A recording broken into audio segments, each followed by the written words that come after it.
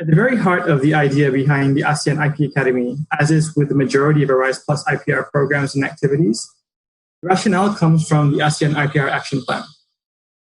The specific initiative that we have here is Initiative 7, more specifically Deliverable 7.1, which is to establish an ASEAN IP Academy based upon the outcomes of a feasibility study and to increase the competency of ASEAN's IP stakeholders, including practitioners such as advisors, lawyers, engineers, patent and trademark agents, and strategists.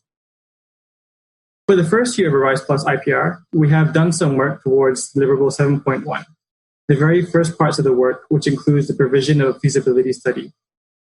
The feasibility study was the result of a number of discussions, some of which we will go through today. So how did it all begin? The very first step that ARISE plus IPR took towards this initiative was a consultation workshop held in Bangkok in November 2018. It was attended by representatives from 9 member states. The discussions that were had there and the ideas that were shared would form the basis of the feasibility study that we are talking about here today. The workshop held here was a 2-day workshop. It was very interactive, and the hired expert, Mr. Giulio Zanetti, was responsible for taking the ideas and the discussion from this workshop and creating the ASEAN IP Academy feasibility study. During the 2 days, discussions ranged from the practices and structures of national IP offices to group work and discussing the necessities that we have for an ASEAN IP Academy. The feasibility study that was eventually produced was a 40-page document that outlined many different things. One of the important things that it did discuss was what would be the rationale behind an ASEAN IP Academy and why do we need it. The needs assessment that took place in the conducting of the IP Academy feasibility study seemed to strongly suggest that we do need a regional academy for a multitude of reasons. Some of the main needs that it would address included providing training in countries where there is a limited scope and domestic capacity for IP training. Currently, as Iñaki previously mentioned, only 3 countries have IP academies nationally, although other countries also do have quite established training departments. Whereas on the other end of the spectrum, some countries may have limited capacity to provide training on their own. Secondly, the academies could also be used to provide training for regional projects, such as the common guidelines for trademarks and designs that we have within ASEAN. Training for regional goals, such as wider adoption of ASEAN common guidelines in examination, would be at the very heart of an ASEAN IP Academy. This would really allow for us to have more ideas to be shared on examination and office practices, as well as to allow for a greater understanding and therefore leading to closer harmonization of practices eventually. It could also help to facilitate the transfer and dissemination of best practices, once again through creating an ASEAN IP Academy and therefore creating a community of practitioners with those who have taken part in training over the years. We could also learn from the best practices within ASEAN, and an ASEAN IP Academy really helped to promote this positive sharing of knowledge and talent. And finally, an ASEAN IP Academy would have more visibility than a national academy, and this would be important for a number of reasons. Firstly, it would allow us to reach more individuals and more varied stakeholders, and potentially allow us to reach more dialogue partners, as we would be able to attract more potential collaborators. So who would be the groups benefiting from an ASEAN IP Academy? Of course, first and foremost, we would be looking at the staff of the national IP offices. Having this tool and resource would allow for us to increase the basic knowledge level of national IP office staff across the region, which is also an important deliverable in the ASEAN IPR Action Plan. The staff of the ASEAN Secretariat was also identified as another beneficiary. Government officials of ASEAN countries would also be a beneficiary. These could be, for example, officials in foreign ministries who may need to learn some basics of ASEAN IP for the purposes of trade negotiations or specific missions. Another beneficiary would be training agencies who might need IP training with an ASEAN focus. SME groups, of course, would be a very important group to consider for training. Also within ASEAN, the enforcement officials is another large group with whom we could do so much if we had an ASEAN IP Academy. And finally, the last beneficiary that was identified in the feasibility study was ASEAN trade negotiators, as they may benefit, especially within the context of regional trade agreements. such as the recently concluded RCEP, Regional Comprehensive Economic Partnership. So what is the ASEAN model for an IP Academy moving forward? In the feasibility study, there were 4 particular models that were identified, and the model chosen by the AWGIPC was model number 4, is a so-called hubs and spokes model. Before this model, the central body, the hub so-called, would be the ASEAN Secretariat.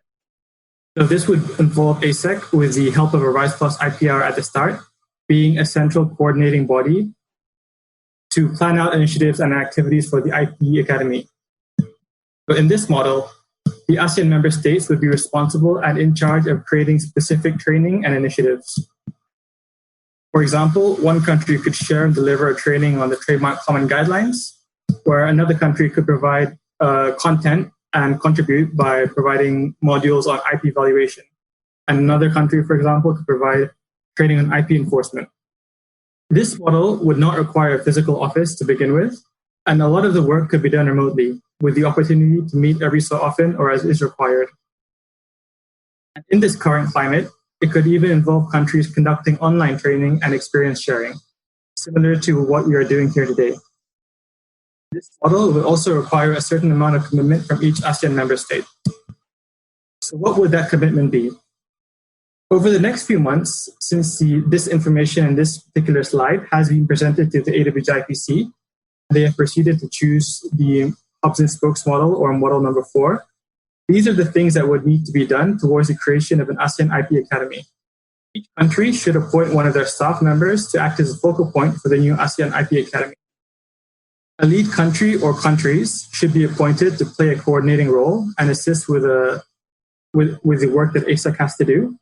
And ARISE+IPR and ASEC should also be able to commit the time of some of its staff part-time in order to support the functioning of the Academy.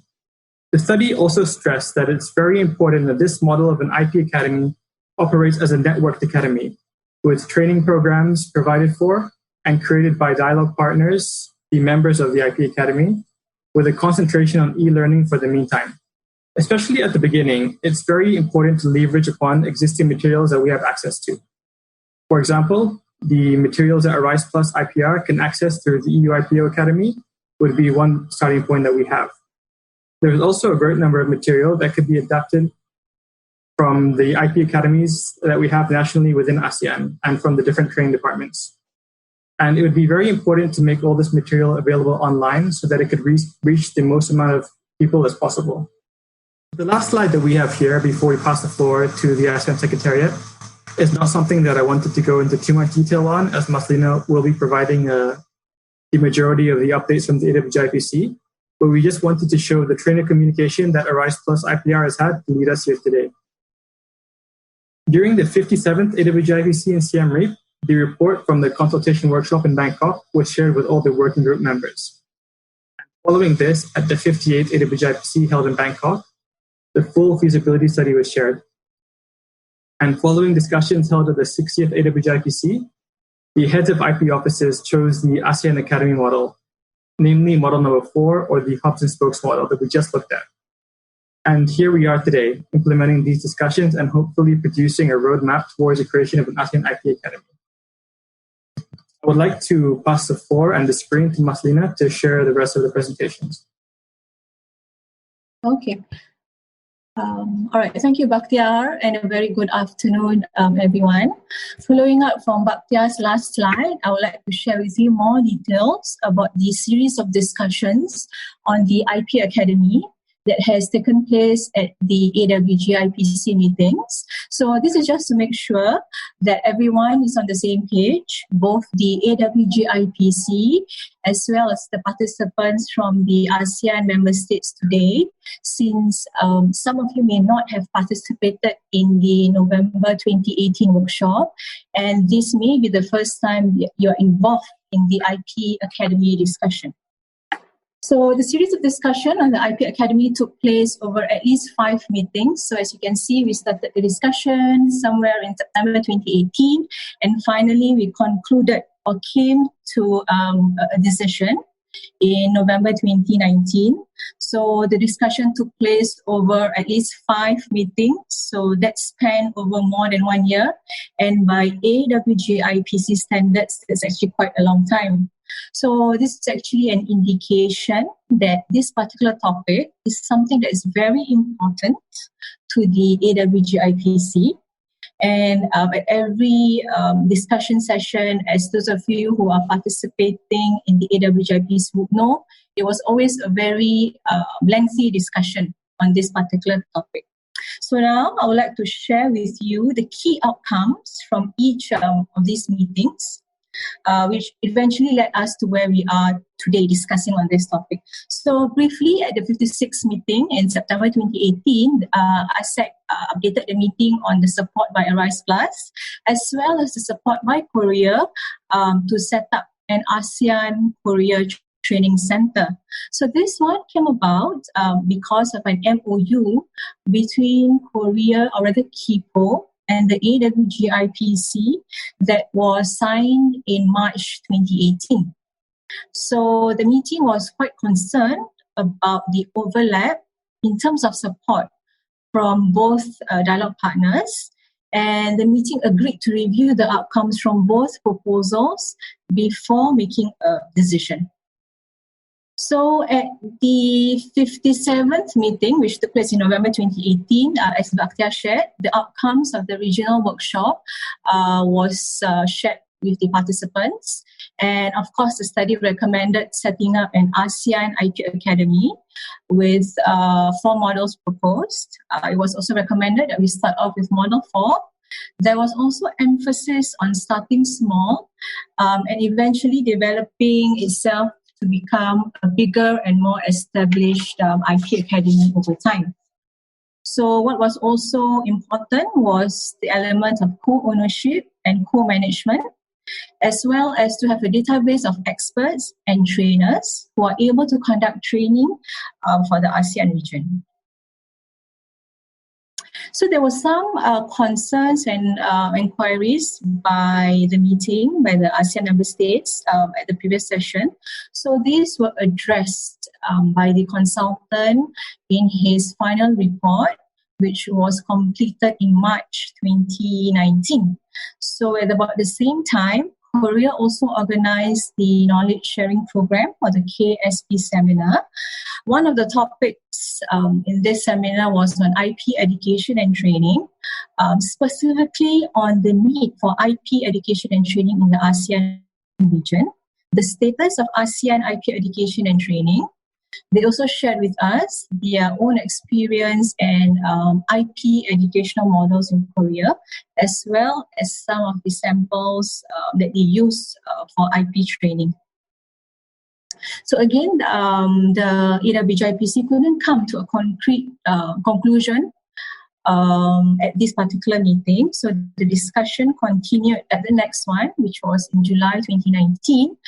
At this particular session, we had Korea coming in to propose support for the setting up of a physical ASEAN training center.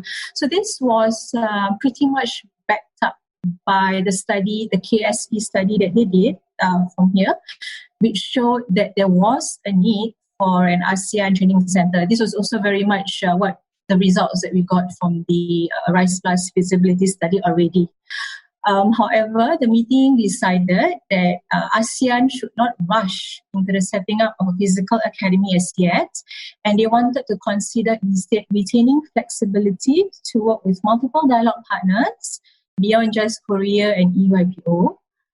They preferred a start small, grow big collaborative approach, basically to grow organically, to explore the concept of a virtual academy, and also to consider a roving concept where the training session can be hosted by various countries within the ASEAN region. Okay, and lastly, at the 60th meeting, which took place in November 2019, the meeting agreed to adopt Model 4, as Bakhtiar has explained, but there was also some discussion on expanding the scope of Model 4 slightly, which will allow the ASEAN Secretariat to work closely not only with the ASEAN member states, but with interested dialogue partners as well, and other potential partners who wish to contribute to the ASEAN IP Academy. So basically, you want to be an inclusive organization or an inclusive entity for the Academy. We are looking into support from the USPTO, WIPO, and also the private sector, perhaps like INTA. ASEAN will continue to play the lead role in communicating with interested dialogue partners. And the IPA will therefore start small, have an online presence of a virtual setup without having to worry about the need for a physical space as yet. So there was also emphasis on the need for an ASEAN centrality. So this basically means that the Academy has to be ASEAN-centric. The content should also be customized and localized to the needs of the key stakeholders in this region. And at the same time, we are also going to explore the possibility of developing training content with Korea. So this is something that is still ongoing. And we also shared with the ASEAN we also shared with the AWGIPC on the ASEAN SME Academy. So this is which can be used as a reference point in the setting up of our own ASEAN IPA. So this ASEAN SME Academy is an online training platform with online modules made accessible to registered users from the SME sector in ASEAN. So I think in the interest of time, I don't think I shall go to the website, but please feel free to check it out. So this, in a nutshell, summarizes the key discussion points from the AWGIPC. All right, thank you. Thank you very much, Maslina, for sharing the process with AWGIPC as well as the main discussion points. We'd also like to take this opportunity to remind participants that if you have any questions, we will be addressing them at the final question and answer session at the end. You may once again send your questions either directly in the general chat, or you can find ARISE+IPR, and you can press more, press chat, and send your questions here, and we'd be happy to answer them at the end. So once again, thank you to the ASEAN Secretariat for sharing the updates from the AWGIPC discussions. And we would now like to move on to the next point of our agenda. We'd like to invite Ms. Patricia Garcia to provide her presentation on the experience sharing of the EU IPO Academy and the successes of the EU IPO Academy. Thank you very much, Bakhtiar. That's okay. Good afternoon, dear delegates of Brunei, Cambodia, Indonesia, Laos, Malaysia, Myanmar, Singapore, Philippines, Thailand, and Vietnam, and members of the ASEAN Secretariat, ARISE+IPR, and UIPO. It is a pleasure for me to share with you the experiences and successes of the UIPO Academy. I hope that this will be useful for your discussions over the development of the ASEAN IP Academy. I've got a lot of slides, but I'm going, as we've got some half an hour of delay, I'm going to go to the central points, and then we will share the PowerPoint with you. And you can make any questions you should have. First of all, I will speak about the IP Academy, which are their functions and roles. Then the two different branches of the IP Academy, which are the learning activities and the learning tools. The learning activities, we divide them, the ones for staff and the one for external stakeholders. And the learning tools, we've got the Academy Learning Portal that I hope that you know it already, or if not, you should have a look at it. And the Knowledge Hub, which is the library and the knowledge repository. And in the end, I will speak about our future goals. The UIPO Academy was created in 2011 to serve as the UIPO's learning and knowledge sharing hub. At the beginning, it was only directed to the staff, and then we moved to offer our services also to the different stakeholders. Our aim is to promote our staff career-long development. And how do we do it? We accompany them through their learning path. But not only with our staff, as I said, but also our partners in the IP offices on the European Union and beyond. And also, other of our functions is to increase the awareness of IP among all the stakeholders. What do we do? First of all, as I said, to provide advice not only to the management but to the staff on the learning knowledge that we can offer to them. Secondly, we develop the training and we deliver it, sometimes with external speakers or internal speakers. Then we develop concepts, strategies, programs, etc. And we plan every year our learning plan according to the needs of the staff and the stakeholders. This one is the organizational chart of the Academy. We are about 40 people working in it. That is 30 statutory staff members, 4 seconded national experts from different countries, and 6 trainees. As I said, we've got 2 services, the one of learning activities and academic initiatives, and the one of learning resources and tools. And we've got a small department which deals with quality, administrative and financial support, secretariat, etc., which is the central services. I will leave it to you, so that's why I'm not referring to everything in the slide, okay? Well, here you've got the who is who in the Academy. And here we see what we do, which is, first of all, to manage the knowledge of the UIPO, then to train the staff, and then to train the different stakeholders, which can be the IP offices, the academic community, the users of UIPO, our customers, the enforcers. We closely work with, for instance, Europol, and the SMEs.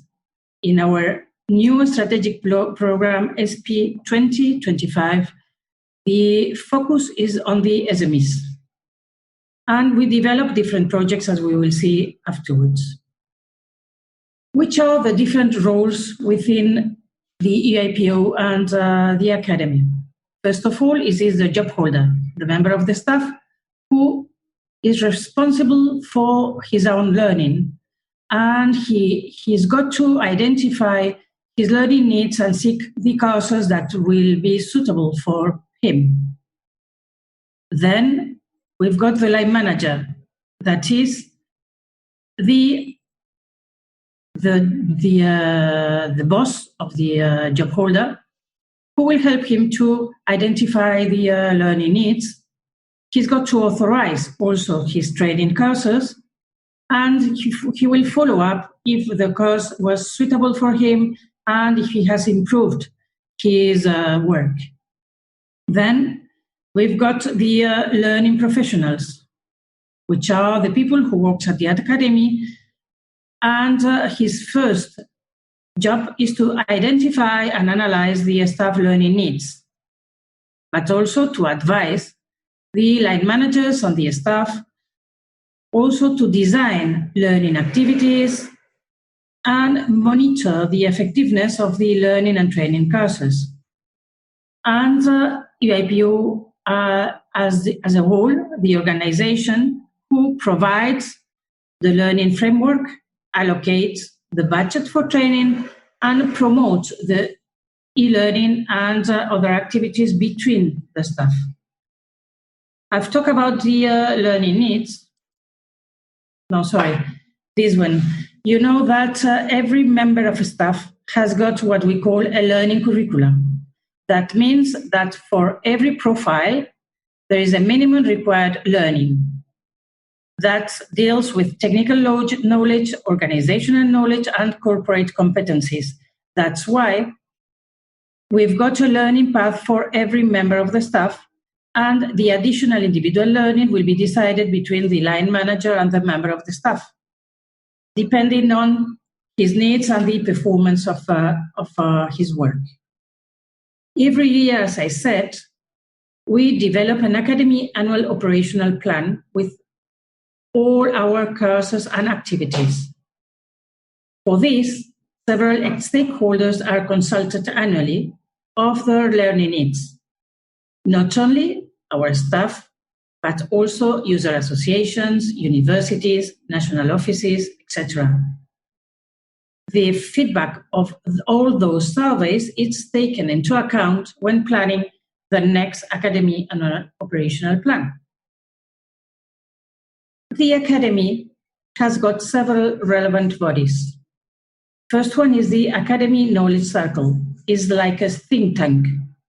There are members of the different departments, and what they do is to review the training content, approve the implementation of learning materials, and give advice and new ideas.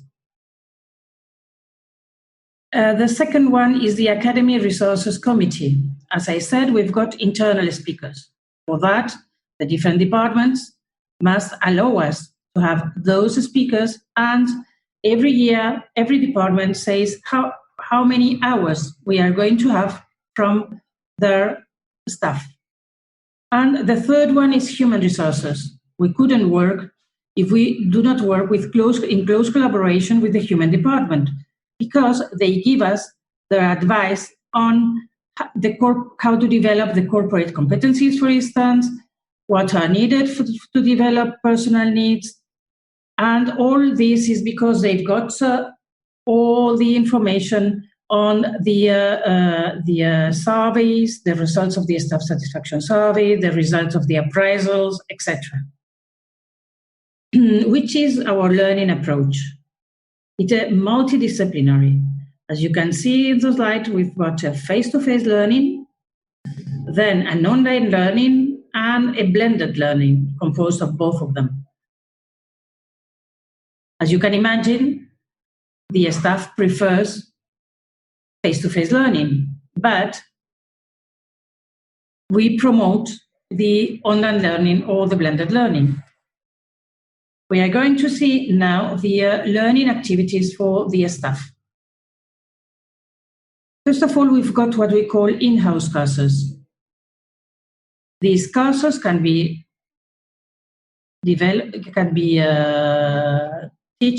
taught by one internal trainer or one external trainer. The number in brackets are the number of courses foreseen for this year, 2020. But also, as we will see afterwards, there are two new products, which are the community of learning and the coffee and chat. The second type of learning activities is the external training. This one is on demand, and they only can apply for this when there is no offer inside the Academy, inside UAPO, for this kind of training. Then we offer it outside. And another external training, of course, is the massive open online courses, the MOOC. This one also is on demand. It has to be approved by the line manager and is for all those courses that we do not have in-house. Normally, it is related to very, very cute new technologies. Then we will see that we have lunchtime conference and EIPO talks and learning visits to the EIPO. Some facts and figures. Referring to 2019, first of all, I'm going to speak about the training days per staff member. Some of the courses every year are compulsory. Or we've got segmented courses. For instance, if you are newly arrived to IPO, you've got to do some compulsory courses. Or if you are a manager, you've got to do some courses, etc. The training days per staff member last year was of 5.82 days. Most of them were face-to-face, and then blended, as you can see in the slide, and then e-learning. The number of participants was 9,421, and the training satisfaction was 84.6%. Everything that I say is our balance scorecard for the indicators, the key indicators, and for us it's very important. We monitor it every quarter. As you can see that we are in excellence, we are above target. As you have planned a virtual academy, I thought it was useful to know what we have done during this lockdown of COVID-19, because all our learning activities has been converted to distance learning. As a consequence, the learning activities which were delivered by an external provider, we had to ask them two requests for offer, two possible scenarios. The first one, if we could give the course or deliver the course in the office premises, and the second one, to deliver the course remotely. That means through MS Teams, WebEx, or Zoom. As a consequence, the course format is designed for both options, in-house or distance learning. And as you can imagine, from March to probably next year, all our courses will be distance learning. We are still considering if next October we will have some in-house courses, but we really do not know. All those scenarios and all those different courses will be considered for general language courses, language clinics, courses for newly appointed managers, as I said, the segmentation, essential of leadership skill for team leaders, analysis and problem solving, etc. If the learning activities are delivered by the internal staff, what we call internal knowledge sharing, the conversion is possible, but only when the speaker, the staff speaker, is comfortable delivering the course by distance learning. If he thinks that he can do it, so we convert the course to distance learning. And we've done like this a lot of courses since March. Fundamentally about finance, about operation department examiners meetings, human resources info sessions, etc. I told you at the beginning that we had for the staff 2 new products. One of them is a community of learning. You will see at the end of my presentation, I think, that we've got 2 drivers, which is one I share and one I change. Well, this one is inside the one I share. What it means is that we share our knowledge between a community of learners. Normally, we've got a leader in this community who guides the community to learn one between the other and to achieve a common goal, which is to improve the knowledge of special thing. For instance, I don't know, a new software program or advanced Excel or whatever. And the aim of the team is to attain the objective of learning more through dialogue, discussion, and practice within the group.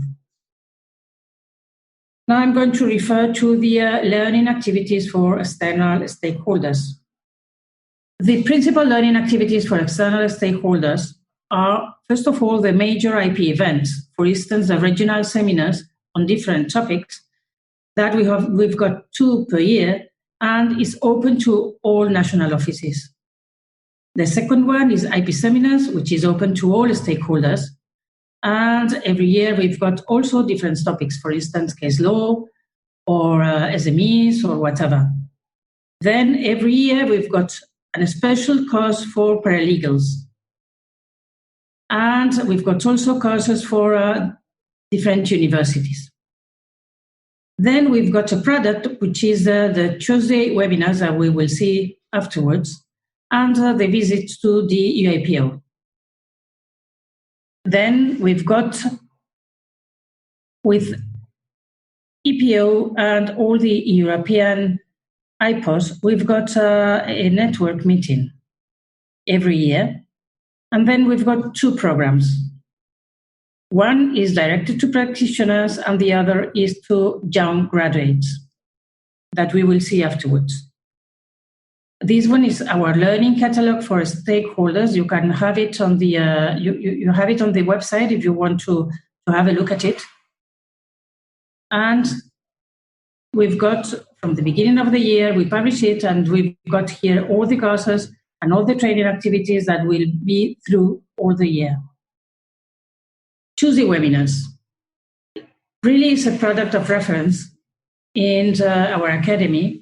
It is directed to all stakeholders, and it is an interactive live webinar with either internal or external speakers giving presentation on different IP matters. And of course, the webinars, as every course in the office, has got different levels, from basic to advanced. How we organize the IPO Tuesday webinars? First of all, we plan it in our annual operational plan. Then we have the initial contact with the speaker, and then we prepare it, we register the event and prepare it with all the logistics, support materials, etc. We communicate it through either our learning portal, social media posts, website, newsletter, etc. Then the speaker must make a rehearsal and the webinar go live. After the webinar, we've got the event closure. There is a report, and there are all the statistics for how many viewers we have had and from where. And then we will transform this course to an e-learning course inside our Academy Learning Portal.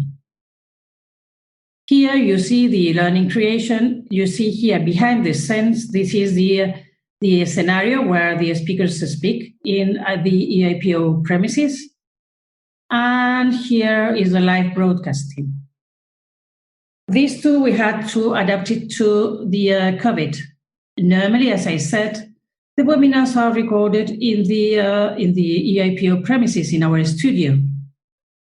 But as you can imagine, with the lockdown, we had to do it everything at distance. That means that the team, the webinar team, who is in charge of this, was in, I don't know where, in his house, and the speaker probably was in another country. And we invite them to do it through Zoom, which is the video conference tool that we have used during all the confinement. And the audience experience is the same as usual, because they've got free access to the materials, they can pose questions in the real time to the speaker, and afterwards we record it and we put it in the Academy Learning Portal. Some facts and figures for the results of the external stakeholder training plan in 2019. The number of participants on all the events were 18,000, and the satisfaction was of 89.4. As you can see, those, as I said, balance scorecard key indicators were above target. The number of events, you've got them in here. Well, this one is the number of external participants per activity. And now I'm going to speak about the learning programs. First of all, 3 years ago, we developed a product which was directed to practitioners. These trademark and design education programs, his principal aim or objective is to enhance the knowledge of IP professionals, IP practitioners, in order to improve their operational efficiency at the office. The level of this program is advanced. As I said, the audience is IP practitioners. The duration is 150 hours and the language is in English. Normally, we've got about 55 participants from all over Europe. And the methodology is blended learning. They've got e-learning materials on live stream sessions. And then they've got workshops in the EAPO's premises. Then during the year, they've got some quizzes, and then they've got a final written and oral examination that they've got to pass if they want to get their certificate. And it's very, very difficult. Again, we had to convert this program from face-to-face to distance learning. There were not only the workshops, but the exams. But one thing is important, that the average satisfaction rate per session was above 93%. That means that the trainees were aware that we had made an effort to convert these workshops to distance learning, to online activities, and they really appreciate it. The other program is the Pan-European SEAL Education Program. It's one academic initiative, and it is a traineeship program that his object is to prepare young graduates to access the labor market. For this, they stay for 1 year in EAPO and different departments, and they are trained by doing, and they specialize in different sectors. Not only in IPR, but for instance, they can be in in the academy, and they will work with us on academy matters, etc. The selected candidates are the best candidates that have been proposed by the different universities that are members of this Pan-European SEAL. For the moment, we've got more than 70 universities from all around Europe. The training plan has got 3 learning paths, as I said, on the job training, then online training on the Academy Learning Portal, and then face-to-face activities. These are another academic initiatives under the umbrella of the Commission, which is a funding grant for researchers. EAPO participates in it, and also 5 important universities from Europe.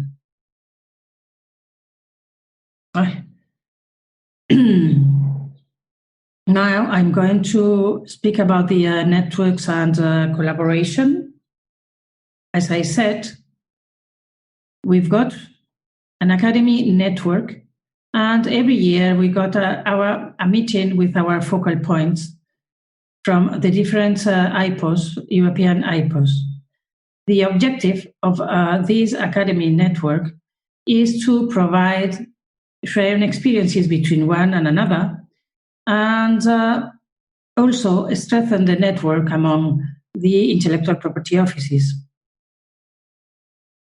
The network engagement and the information flow is supported through the year with a virtual meeting point that we've got in the Academy Learning Portal, which is called the EU IPOS Corner. And a brand new product is the network of intellectual property academies. The objective is to widen academic cooperation activities under a common framework in order to create a flexible academic forum and to streamline and interconnect the academic initiatives developed by the EAPO and other NIPA members. Also, of course, to increase the visibility and the use of the IP knowledge resources and services of EAPO and promote innovative activities and IP research. Then we will do it with meeting and events, learning materials and tools, trainerships. As I said, the Pan-European Seal for Trainers was, for the moment, devoted to Europe. But with this new network, we will have what we call PES Mundus. That means the participation of non-European universities to our Pan-European Seal. That means that trainers from different parts of the world, for instance, the Asian region, could come to our office to spend 1 year training. And now I'm going to speak about the other activities of our academy, which is the learning tools. First of all, the Academy Learning Portal. Here is a video.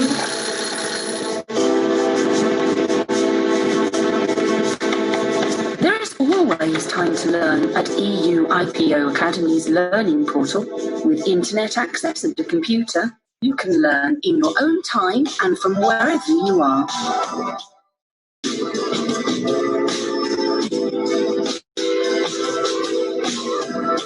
EU IPO is the EU agency which manages intellectual property rights. And at the EU IPO Learning Portal, you'll find training courses about designs, patents,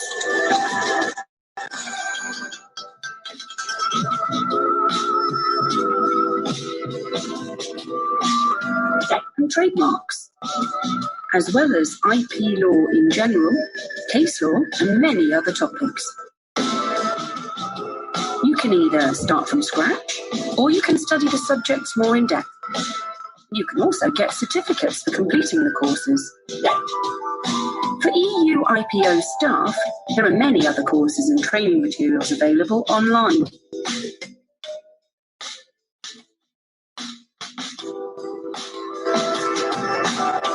So, what are you waiting for? Take some time to learn at the EU IPO Academy's Learning Portal.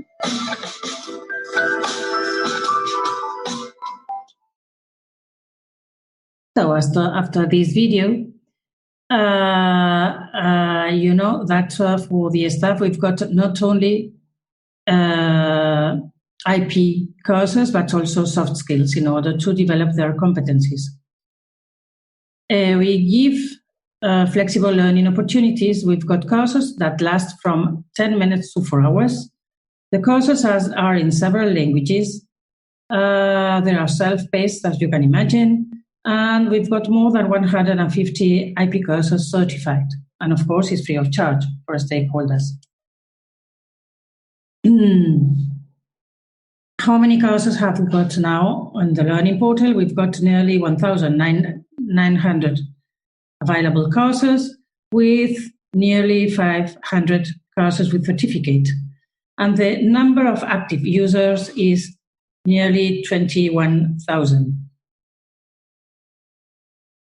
Every quarter, what we see is the number of external stakeholders that they have registered in the quarter, or the number of contents in the Academy Learning Portal, the e-learning satisfaction, etc.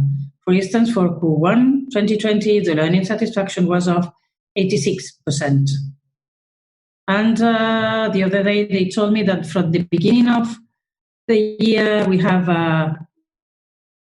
upload about 90 new courses in the Academy Learning Portal. This one is the certificate of completion that always has got the course, which level, and the duration. This figure, I think it's important for you, because statistics say that the average numbers of hours needed to create a single hour of an e-learning course is estimated at 184 hours. It's amazing, but it's like this. There's another product available at the IPO Academy Learning Tools that I think you are aware of it, all of you, which is the IP Teaching Kit. which was jointly developed by the EPO and the UAPO, and is directed to the university teachers in order to teach about IP. There are 3 levels: basic, intermediate, and advanced, and it's open to all stakeholders. Now I'm going to speak about the Knowledge Hub. Well, the Knowledge Hub is what we can call a library, but it is an advanced library, as you can imagine. We've got all the knowledge that we've got in the office, either books, webinars, conferences, etc. What we do is to buy the books that either in paper or electronic format, the ones that the staff ask us to buy, or even when we've got trainers in the office and they want that we buy a book for the library, we will buy it. And what we do is also to make a survey in order to know which are the needs of the staff, and we try to comply it. The Knowledge Hub in numbers.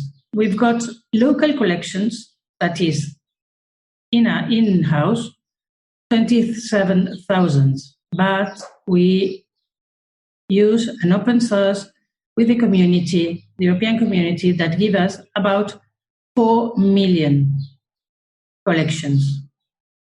The knowledge repository, I'm not going to speak much about it because it's where the program that the office used to store and share all our administrative contents. All our documents are in Share Docs, and it is compulsory to use it.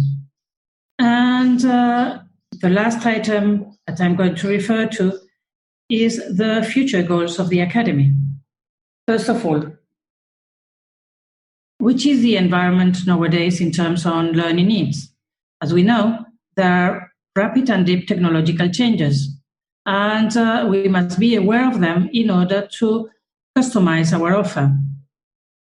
The office, UAPO, is making efficient and effective investment in its human capital and to be fit for the changes, the technological changes, and the Academy, of course, is aligned with it. As I said before, I was going to speak to you to the learning implementation strategy for staff, and we've got 2 drivers. The first one is to develop digital transformation. The logo is, or the motto is, I change. And the second driver is to promote internal knowledge sharing, as I said before, for instance, with the community of learning or the internal experts, which the motto is, I share. What we do, as I told you, we study which are the UAPO learning needs, like on new technologies, IP, professional knowledge, corporate competencies, soft skills, as I said, or general knowledge. And we give them, through the different Academy products, response to their demand. It can be either a lunchtime conference. For instance, last week we had a lunchtime conference which subject was make your virtual meeting memorable. Or an UAPO talk, which is that someone from inside the office speaks about one matter, one subject that it is important for the rest. And 2 weeks ago, we had tip and tricks for remote working. But also we've got, as I said, external training, community of learners, reading material in the Knowledge Hub that we recommend them every month in different topics. And future goals, we've got future projects that are candidates, because in the office, for the strategic plan that we have got 2025, there are projects that will be fulfilled or not. It depends on, first of all, the budget, and second, the benefits. We've got 2 candidates, which one is the UAPO Virtual Campus, which is, as we may say, a step forward for the academy, with a virtual classroom, a step forward over the Knowledge Hub, etc. And using artificial intelligence for the courses. And the second one is as we call, the information governance. And that is a step forward of the UIPO knowledge repository. But also we've got additional projects that are smaller in scope, which are, the first one is the continuous professional development.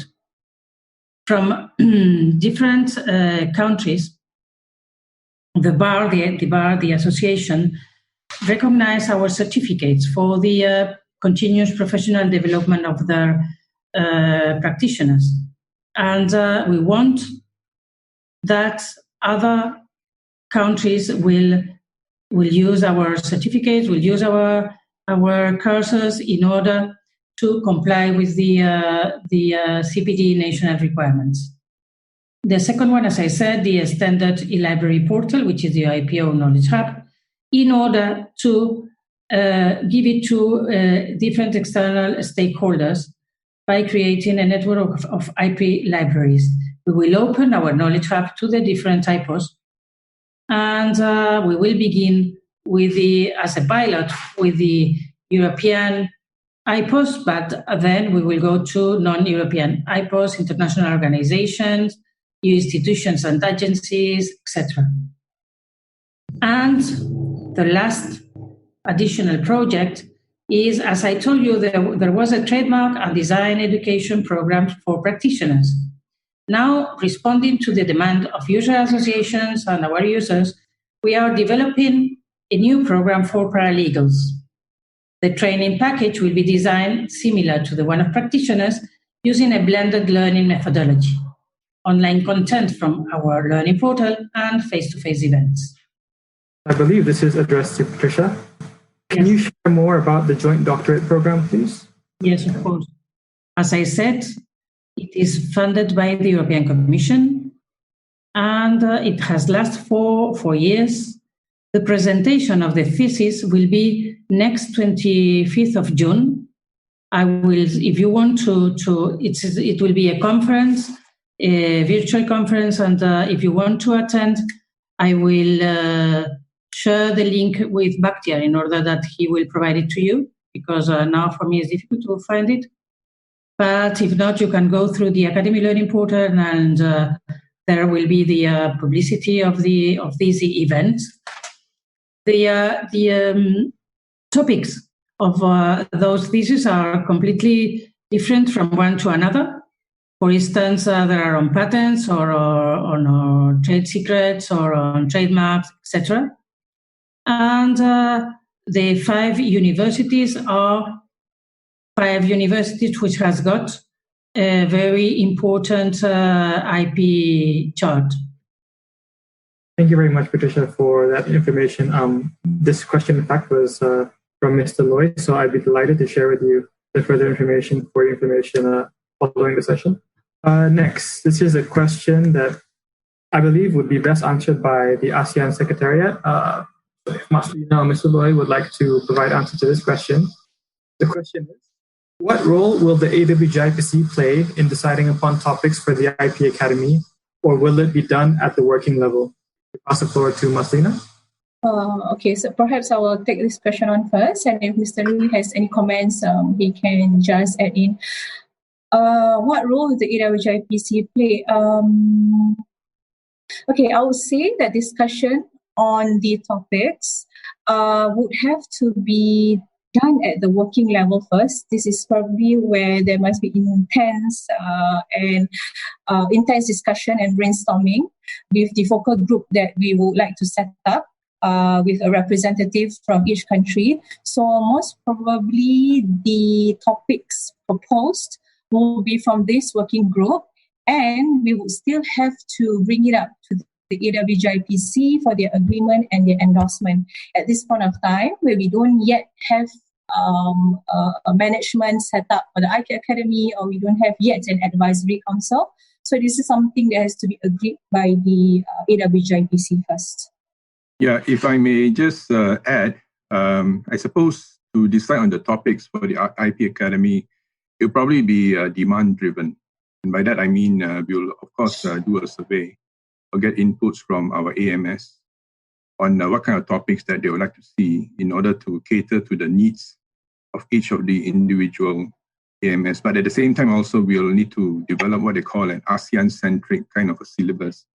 That means by that we infer, and this is the guidance given by AWG-IPC, it has to be ASEAN-centric. And by that, we would infer that to mean you'll have to have a strong regional perspective. You'll have to achieve regional objectives of trying to drive what they call convergence of the development of IP in the region. But at the same time, also, we need to see how we can enhance the interoperability of the various systems that we have within the heterogeneous legislative and practice, IP practice of our respective AMS. So in other words, our ASEAN IP Academy would cater very strongly to the need and to fill in that niche for an ASEAN training, for a training initiative that will meet the entire regional perspective. We will, of course, need to discuss this further as well at the working level, as what Ms. Selina has mentioned. And but at the end of the day, we hope that we will be able to come up with something which is truly ASEAN, which is ASEAN-centric, and it would, and it will stand out in the overall global IP training delivery that people come to see, and they want to find out what ASEAN can actually offer. And this is what I think we are headed towards. Thank you. Thank you very much to our colleagues from the ASEAN Secretariat for the answer to this question. Moving on to the next question. So there's actually another question related to this, which I just received. So we could perhaps, for the participants out of this question, I'll put them in together. So what kind of budget is required to run and develop the EU IPO Academy, and how are these sourced? And the follow-up question that we had from one of the participants was, is the EU IPO Academy self-sustainable financially? Perhaps if I could take your answer. No, not at all. As I said, the budget comes from EIPO. Our courses are free of charge. The only course that has got a small fee is the program for practitioners. And the budget is always in the annual budget of the office. And for this year, it is nearly 2 million euros. That is for internal activities, 1,200,000, sorry. And for external activities, 750,000 euros. Thank you very much for the answer to that question, Patricia. It's very interesting, I believe, for us to know as budgetary concerns going forward for the IP Academy is something that we've thought about and has been discussed during the feasibility study. Another question that we have, it was mentioned that the EU IPO Academy has compulsory courses for new arrivals. What kind of courses are these? Are they general IP courses? No, because when someone enters EIPO, I'm talking about the staff. When someone enters EIPO, we think that he knows IPR already. So they've got, for instance, they've got courses on finance, ergonomics, how to deal with security purposes, how to manage the share docs where we put all the documents that I told you, etc. But how is organized the EPO? We've got for newcomers every fortnight we've got a course for newcomers, and I did it myself when I entered the office. And there are also several chats about how the department works. Thank you very much, Patricia, for your answer. We've just received another question that I thought would be a good follow-up to the finances that were discussed previously. One of the participants in the meeting this would be a question directed towards ASEC. They would like to know if the budgetary constraints and concerns, how will the IP Academy be budgeted? Will this be something that the Secretariat will cover? It's a question for me. I didn't understand back there. Sorry. This furthers on to the question that you answered previously. Yes. The participant would like to know from the ASEAN Secretariat, how will we be organizing the budget for the ASEAN IP Academy? Whose responsibility this would be, or how we would proceed with doing this. So I'd like to pass the floor to Maslina or Mr. Loy. Yeah, if I may just say a few words, and then maybe Maslina could add on to what we have in mind. Because as far as budgeting is concerned, we are still considering the various sources that might be available to us. Over in the past, of course, I think AMS would recall that we had meetings, and we had actually considered some sources of funding. For example, I think COICA was one of the sources in which came about. But we also realized that it came with it some conditions. Some of these conditions tied it up to be stationed in outside of ASEC or in certain CLMV countries, for example. And then there's also the issue of whether or not this would be sustainable, in the sense that it's only available for a certain period of time. So after that, what's going to happen? Would it be extended? And connected to all this discussion was the reason why we decided to try to set up an ASEAN virtual network, because we also take the views that by setting up an ASEAN virtual network, perhaps the costs, instead of having a physical office, the cost of it would be much more manageable. But insofar as trying to raise the funds and looking in source, this is still a work in progress. It is something which we are still looking into further. And of course, we also take this opportunity as well to appeal to AMS themselves to see what are the resources and support that can be offered, from each national countries. It is still not something that is completely finalized. It is something that we'll have to still decide at the next AWG IPC. And once this is developed, then we will, of course, try to implement those sources of funding. Of course, funding is very important, but we also note that, we have heard what the EU IPO Academy portal is like. There's no issues about funding. The monies are being obtained from EU, but I don't think we have the luxury of such in setting up the ASEAN IP Academy. But we'll definitely want to elaborate and try to see what are the various objectives that might be available. Of course, I think development funding is definitely one of those few areas that we can look into, and we are still working on that. Yeah, thank you. Yes, if I could just also add on, Bakhtiar. So I think budget and funding is definitely an issue for us at the moment. I think if you recall from the outcomes of the feasibility study, the consultant in his report did propose several options on how we can get funding in terms of sponsorship, not only from dialogue partners, but from established ASEAN entities or from banks who might be interested to have a presence in ASEAN, or possibly also through other business councils, such as the US Business Councils or the EU Business Councils, who have an established presence in ASEAN. So if you recall the example that I shared with everyone earlier on about the ASEAN SME Academy, that online platform is actually supported financially by the by the US Aid, the US Connect, and the US ASEAN Business Council. So basically, the US provides support for maintaining the online platform.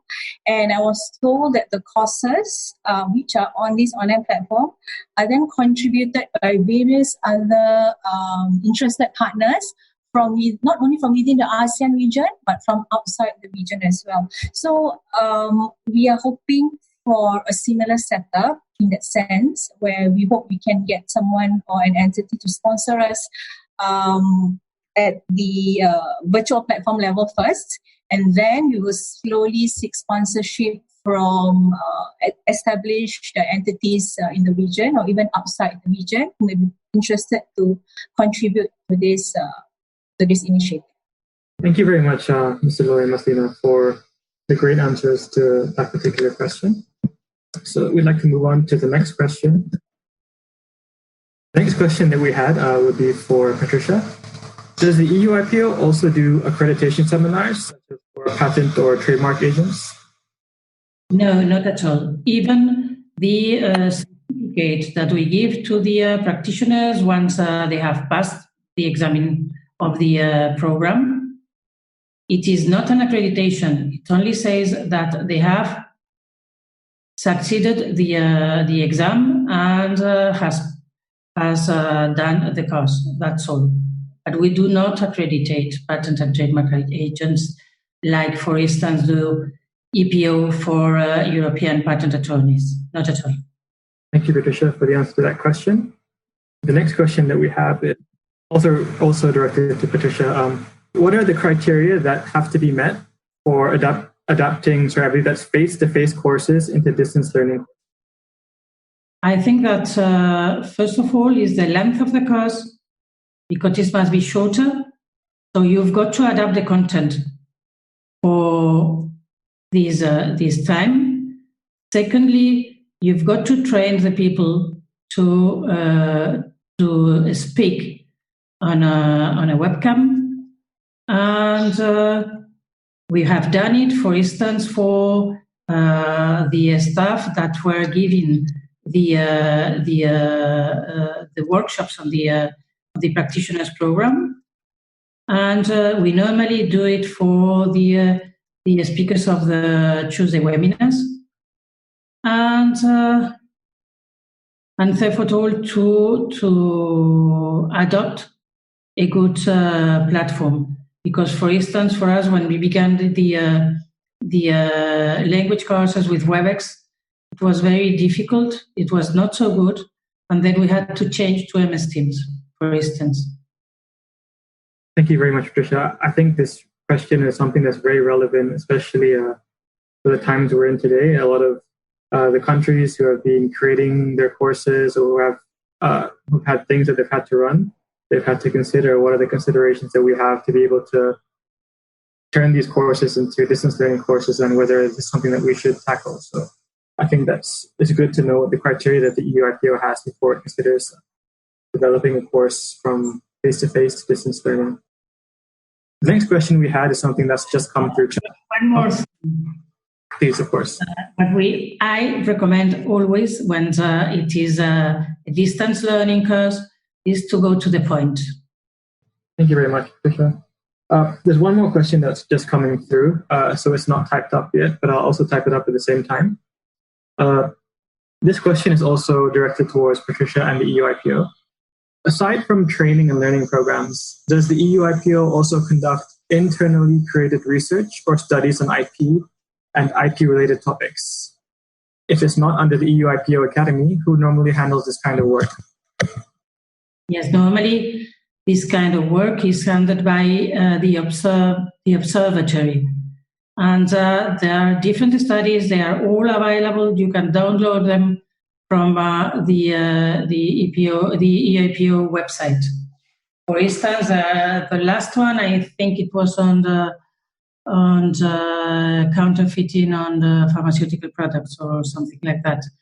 But there are very important studies, like, for instance, the one of how IP rights are involved in the different enterprises, and if they contribute to the budget of the enterprises, if they contribute to the salaries of the different staff of the enterprises, and that's true.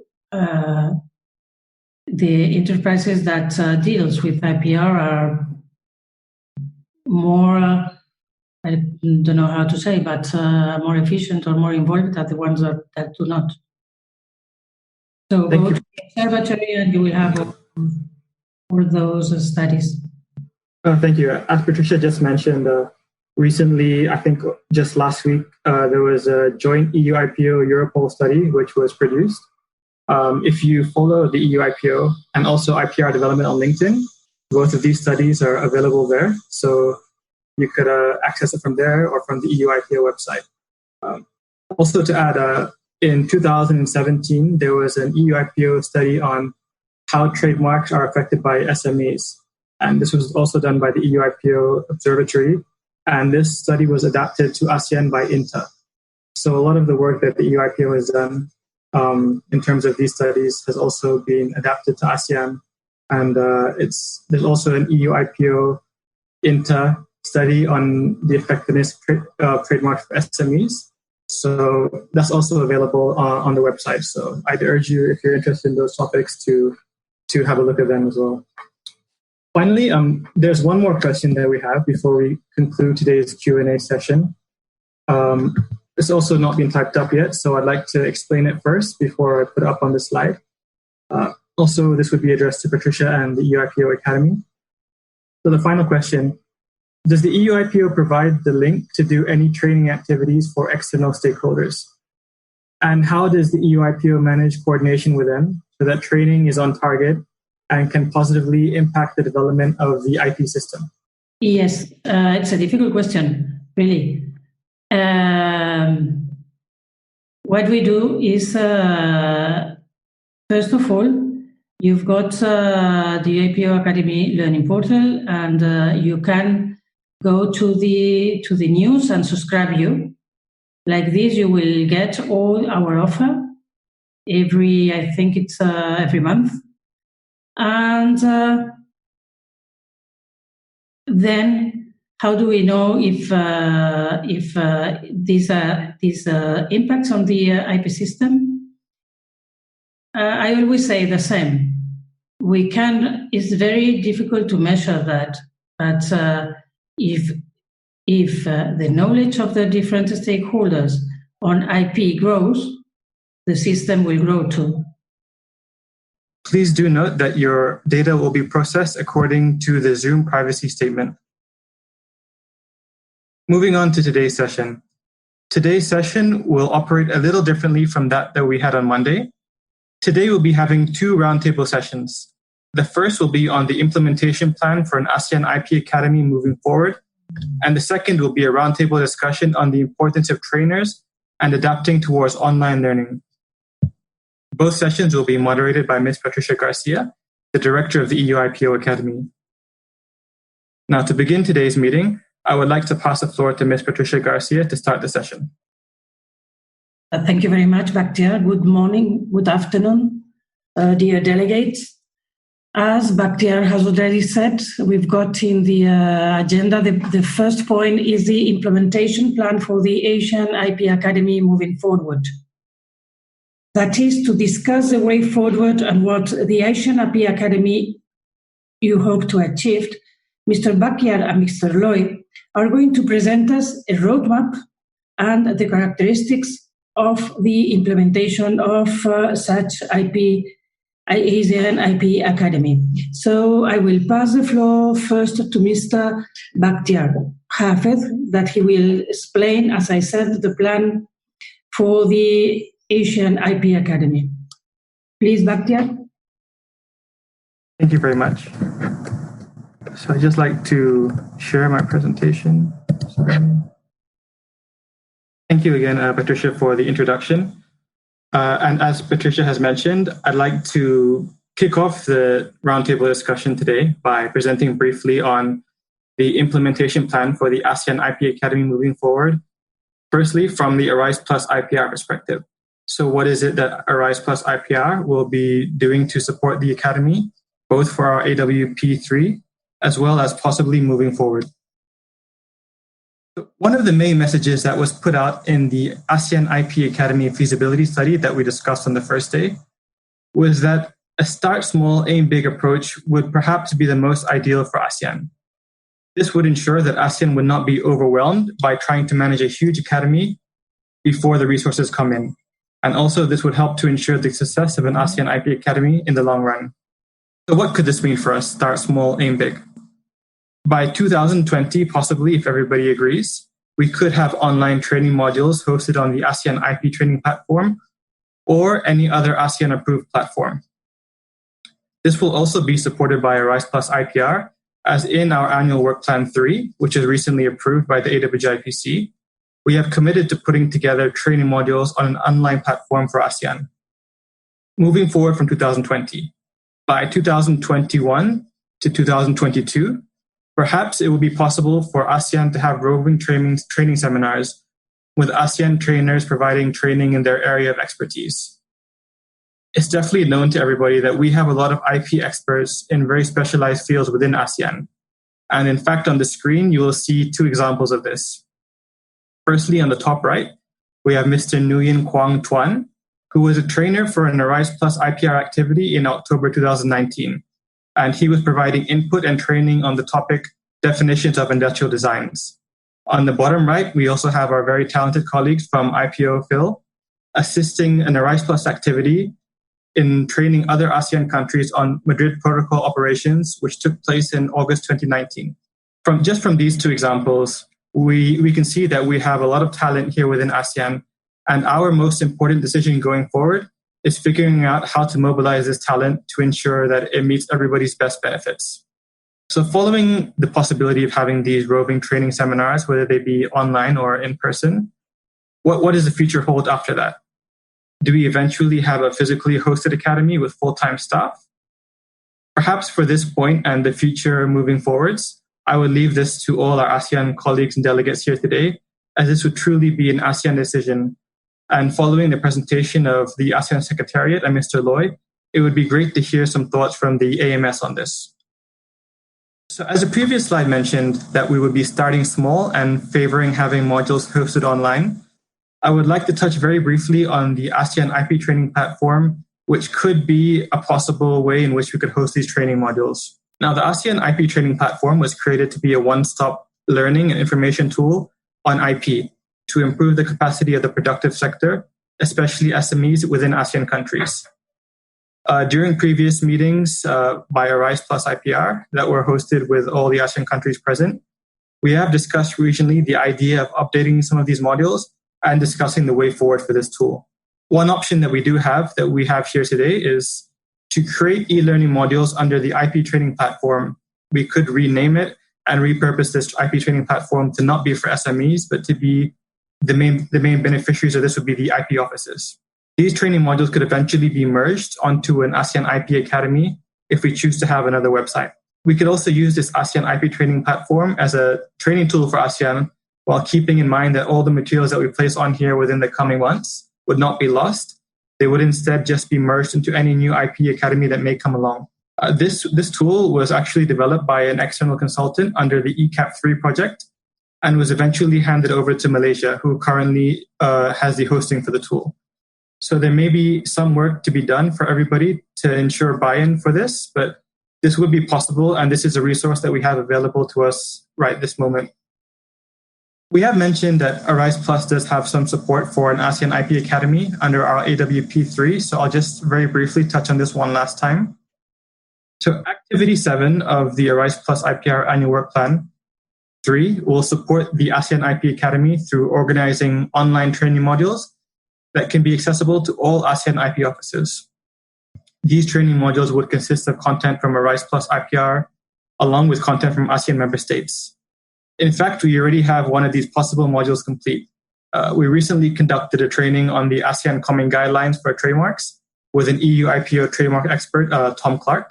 And I've already heard from some of our colleagues present here today that their staff have already completed this training. And will be sending out today the subtitled versions for this training with subtitles in Bahasa Melayu, in Khmer, in Laotian, Vietnamese, and Burmese. So any other ASEAN-centric training that is created under the ARISE Plus IPR annual work plans in the coming months could be hosted on an online platform and could be added to the list of training modules for an ASEAN IP Academy, subject, of course, to approval from the member states. But it may be a good idea to have a repository of all these trainings, especially as in the coming months, the majority of ARISE Plus trainings may be conducted online. So how do we decide on the rest of the modules that ASEAN would want? Well, these are some of the questions that member states will have to ask. Which topics are the most desirable for the ASEAN member states? Is there any useful content that AMS with IP academies or training departments would like to share? Who are the main target audiences that we would have for this first iteration of an IP academy? Would it be the general public for public awareness, or would it be the main focus of training IP office staff? And finally, do we want to have the first set of training modules to focus on regional initiatives, such as the ASEAN Common Guidelines of Trademarks and Designs, or do we want to move in a different direction? I would like to invite everyone at this point to take another look at these questions. And following Mr. Loy's presentation, please do share your thoughts on this, as it would be very important for us to capture this for our implementation plan moving forward so that we can best assist in facilitating the best content for ASEAN. Finally, before passing the floor to Mr. Loy, as I know that this is actually the first point that he makes on his slides, an ASEAN IP Academy only works with the concept of co-ownership and co-management from each country. It is a huge undertaking to get to the final goal that we have, but it truly can be a tool that can bridge knowledge gaps in IP and allow for ASEAN to grow together as an IP community. I think that what we can conclude here today is that what ARISE+ has to offer in this situation is support towards ASEAN for this and achieving these goals. And we have this in our upcoming annual work plan and also upon request from the AWJIPC and member states in following work plans. So I would like to take this opportunity to thank everybody for listening to me today, and I would like to pass the floor to Mr. Loy for the second part of this presentation. Thank you very much, Bakhtiar.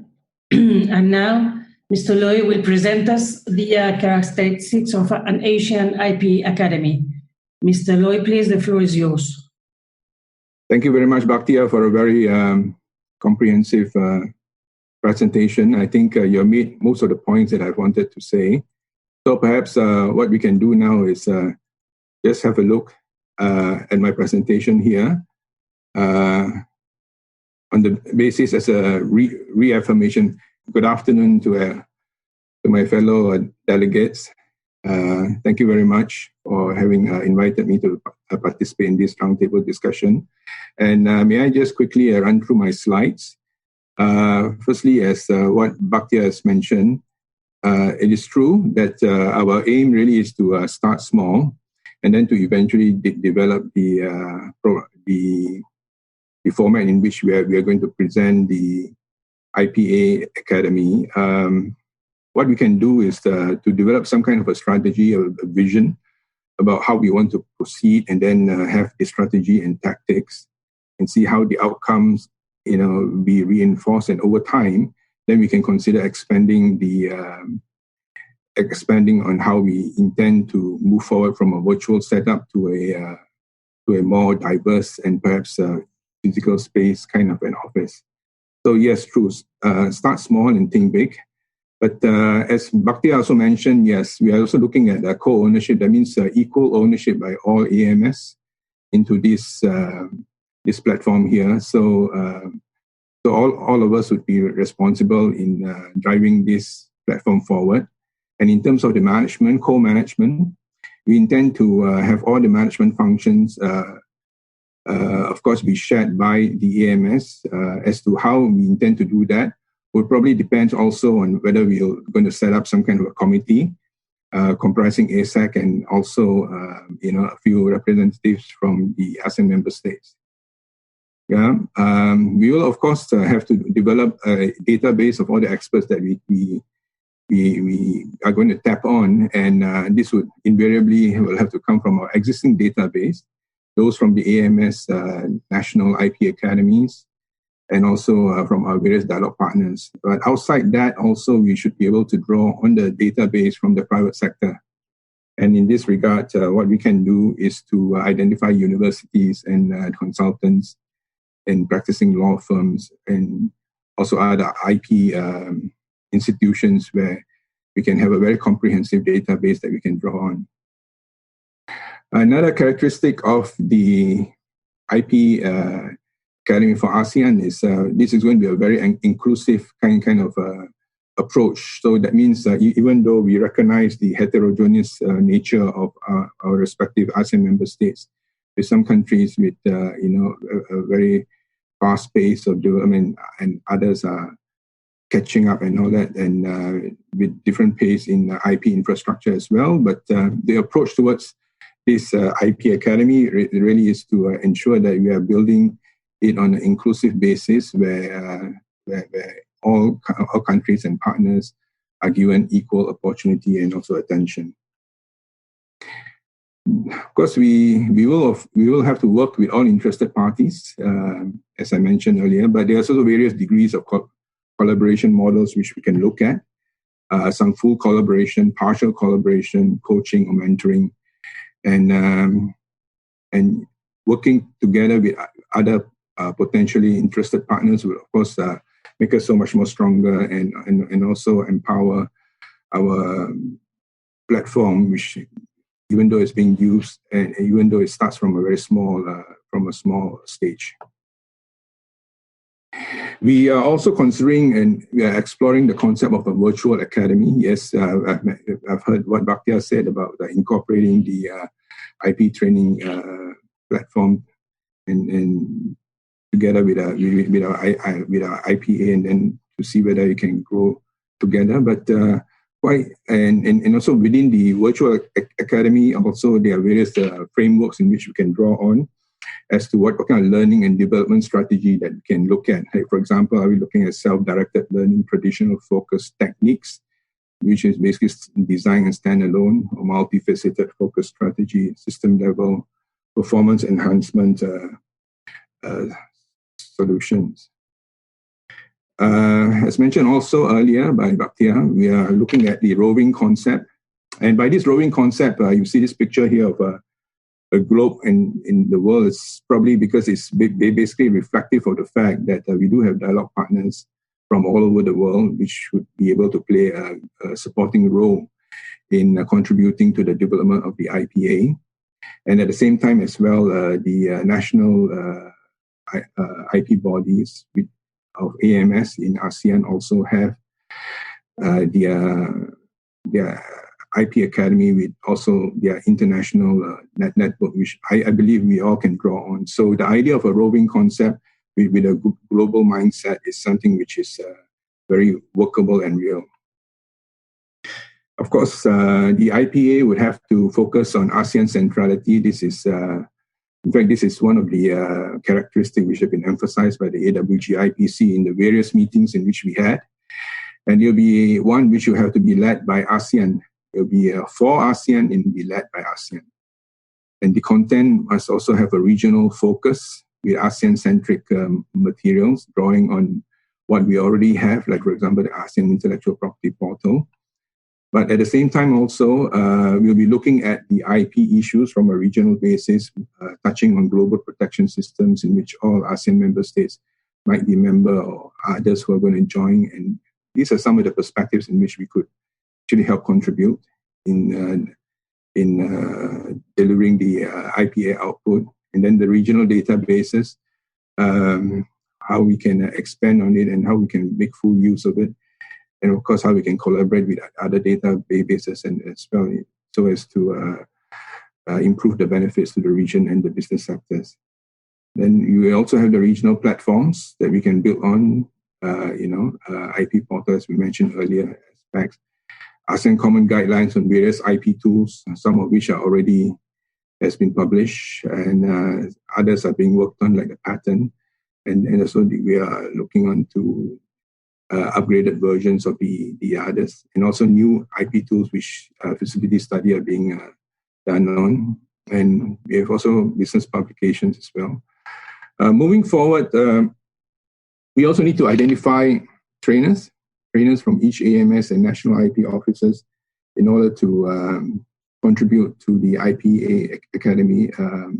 This would probably be more trainers who would be able to contribute more on a more regular basis, on top of drawing on the pool of IP experts that I've just identified earlier. One of the important aspects of training, of course, is that we should have the train the trainer program. Basically, the idea here is to ensure that whilst we are imparting knowledge to all the attendees, one or two of the attendees would somehow be targeted to present and then to pair with the existing trainer and learn to co-teach, and over time to take over the position of training within their respective AMS and to help to contribute and grow their ability to educate and also expand on the training modules. And rightly too, there is always the challenges of translation, and that's what Bhakti have mentioned as well. There are already good work which is being done by dialogue partners, but at the same time also, we'll also have to draw on the abilities of AMS to translate as well. The materials which have been produced either by way of podcasts or recorded delivery, and also to make full use of the IT instruments and tools on translation, which is already available.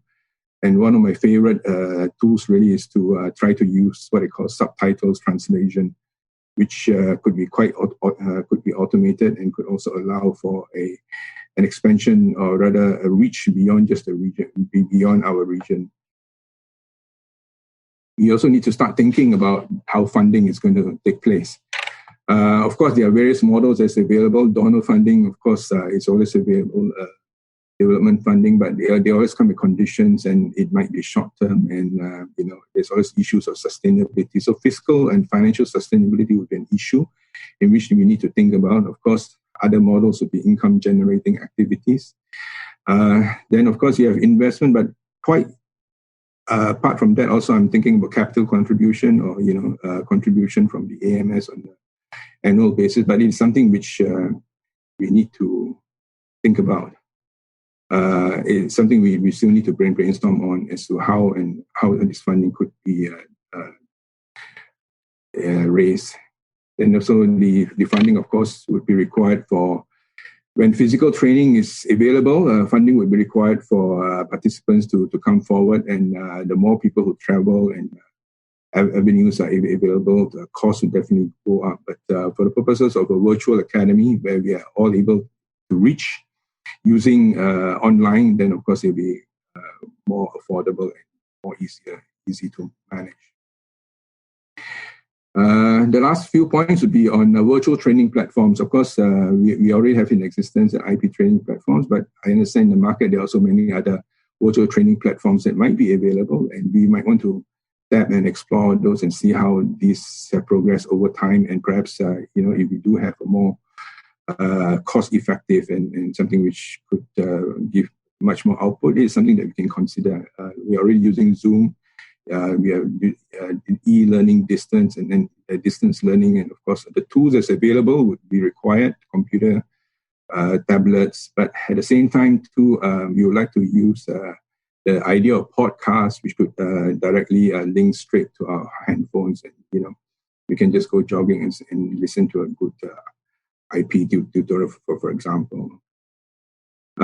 Finally, the last 2 points would be cloud storage. There will be some issue about cloud because as we generate more materials, we will need to store all our learning materials, our programs and things like that, the data, and also the network. I understand now the cost of cloud storage is quite manageable, and the amount in the data is so much bigger nowadays. So this may not be that much of an issue, but cloud is probably required in order to allow sharing from the network of the people who are going to be beneficiaries of our IPA. And finally, moving forward into the future, also the idea of artificial intelligence. I understand that there's already a lot that have been developed by AI. And one of those tools which I'm actually quite keen to find out more about is how do they develop training or program learning agenda by just inputting the topics and the type of sessions that we want, whether it's going to be bite-sized, how is it going to be delivered. And then it can actually try to scan through whatever materials that we have, come up with quite specific areas in which which we can be suggested for a regional type of training. And of course, the idea of AI is really to work with us and to supplement with whatever that we have.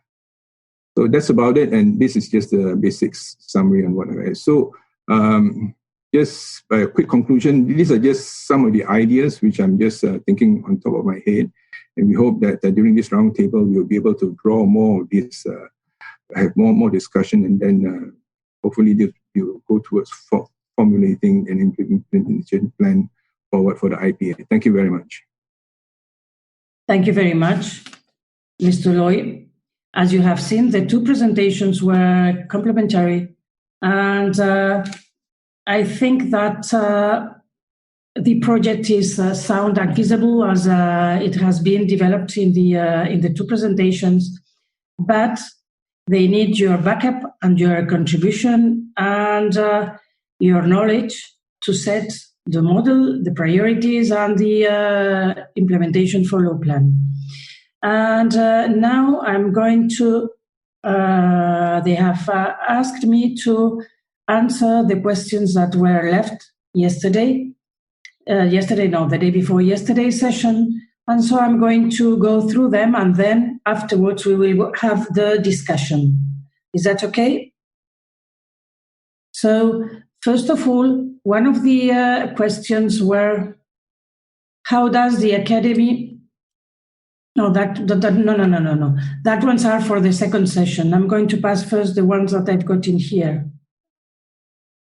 The first one was, how does the EIPO Academy ensure a balance is met between training IP office staff internally and the EIPO and for courses for external stakeholders? Well, as I said during my presentation, we plan carefully all the needs, the learning needs of our different stakeholders. How do we do that?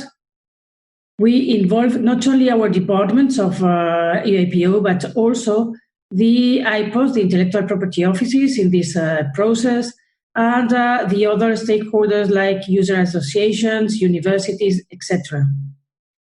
Then, after this learning needs exercise, we develop our annual operational plan. And one thing is very important is the budget allocation for maintaining the balance of the different learning needs.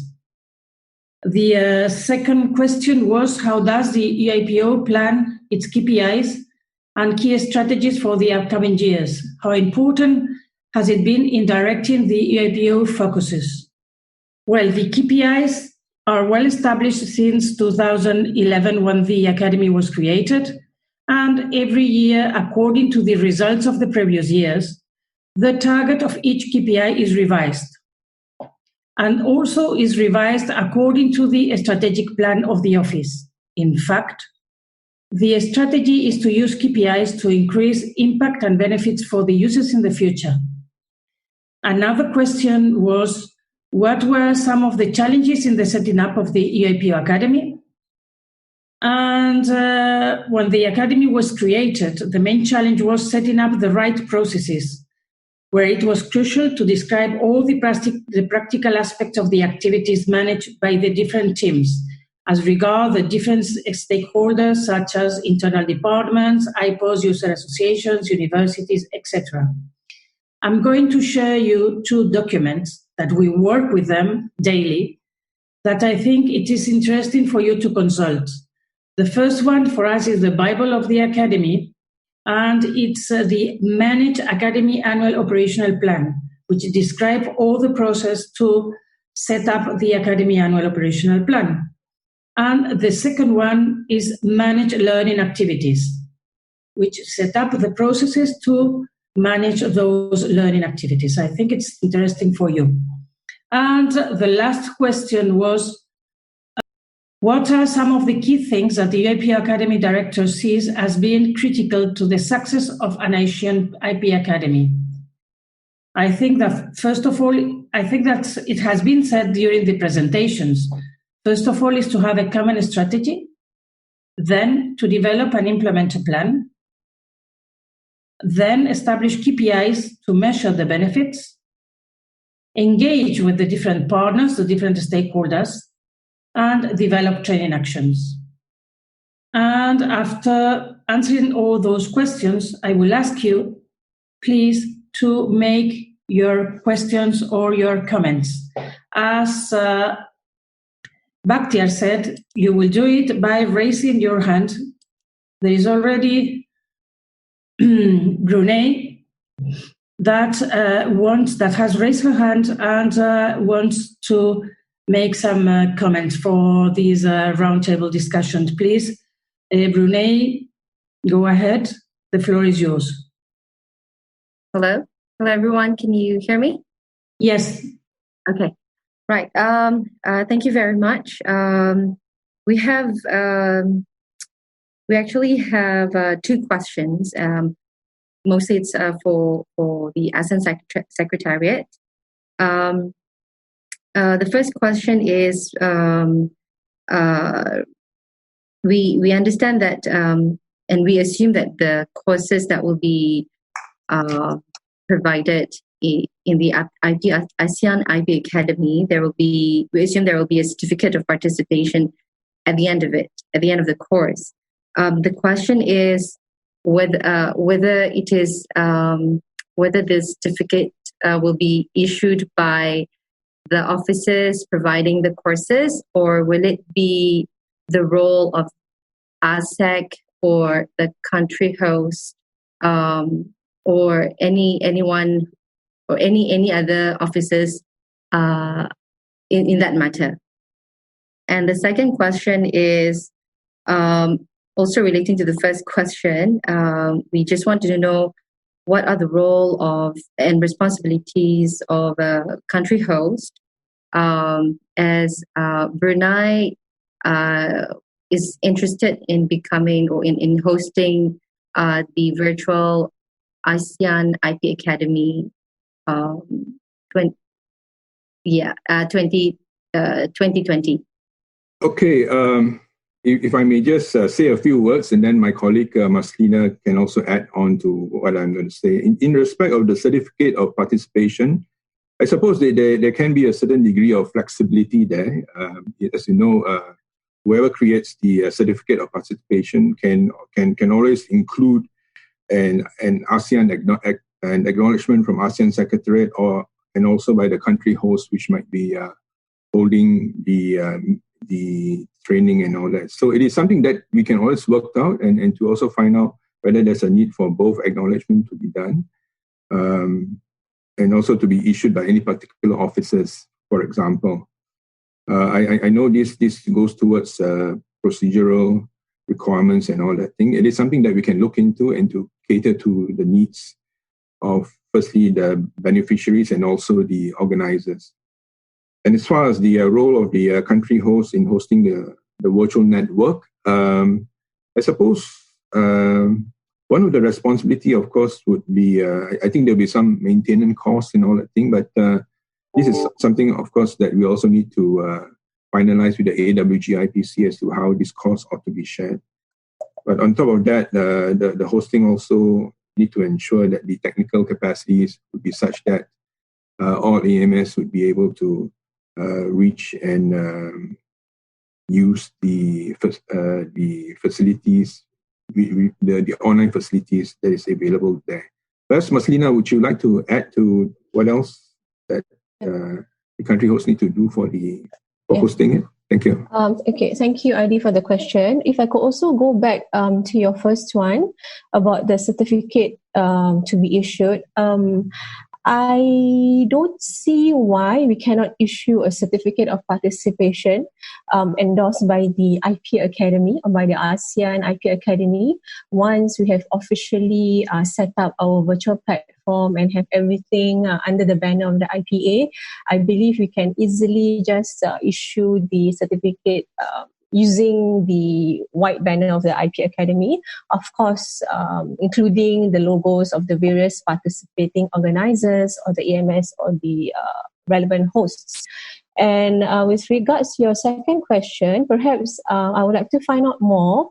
When you say that Brunei is interested to host the virtual IP Academy for 2020, okay, when we're talking about the hosting of the IP Academy platform, we're actually referring to managing the online website, which will eventually hold all the virtual programs, the online training modules, the repository of documents, materials, manuals.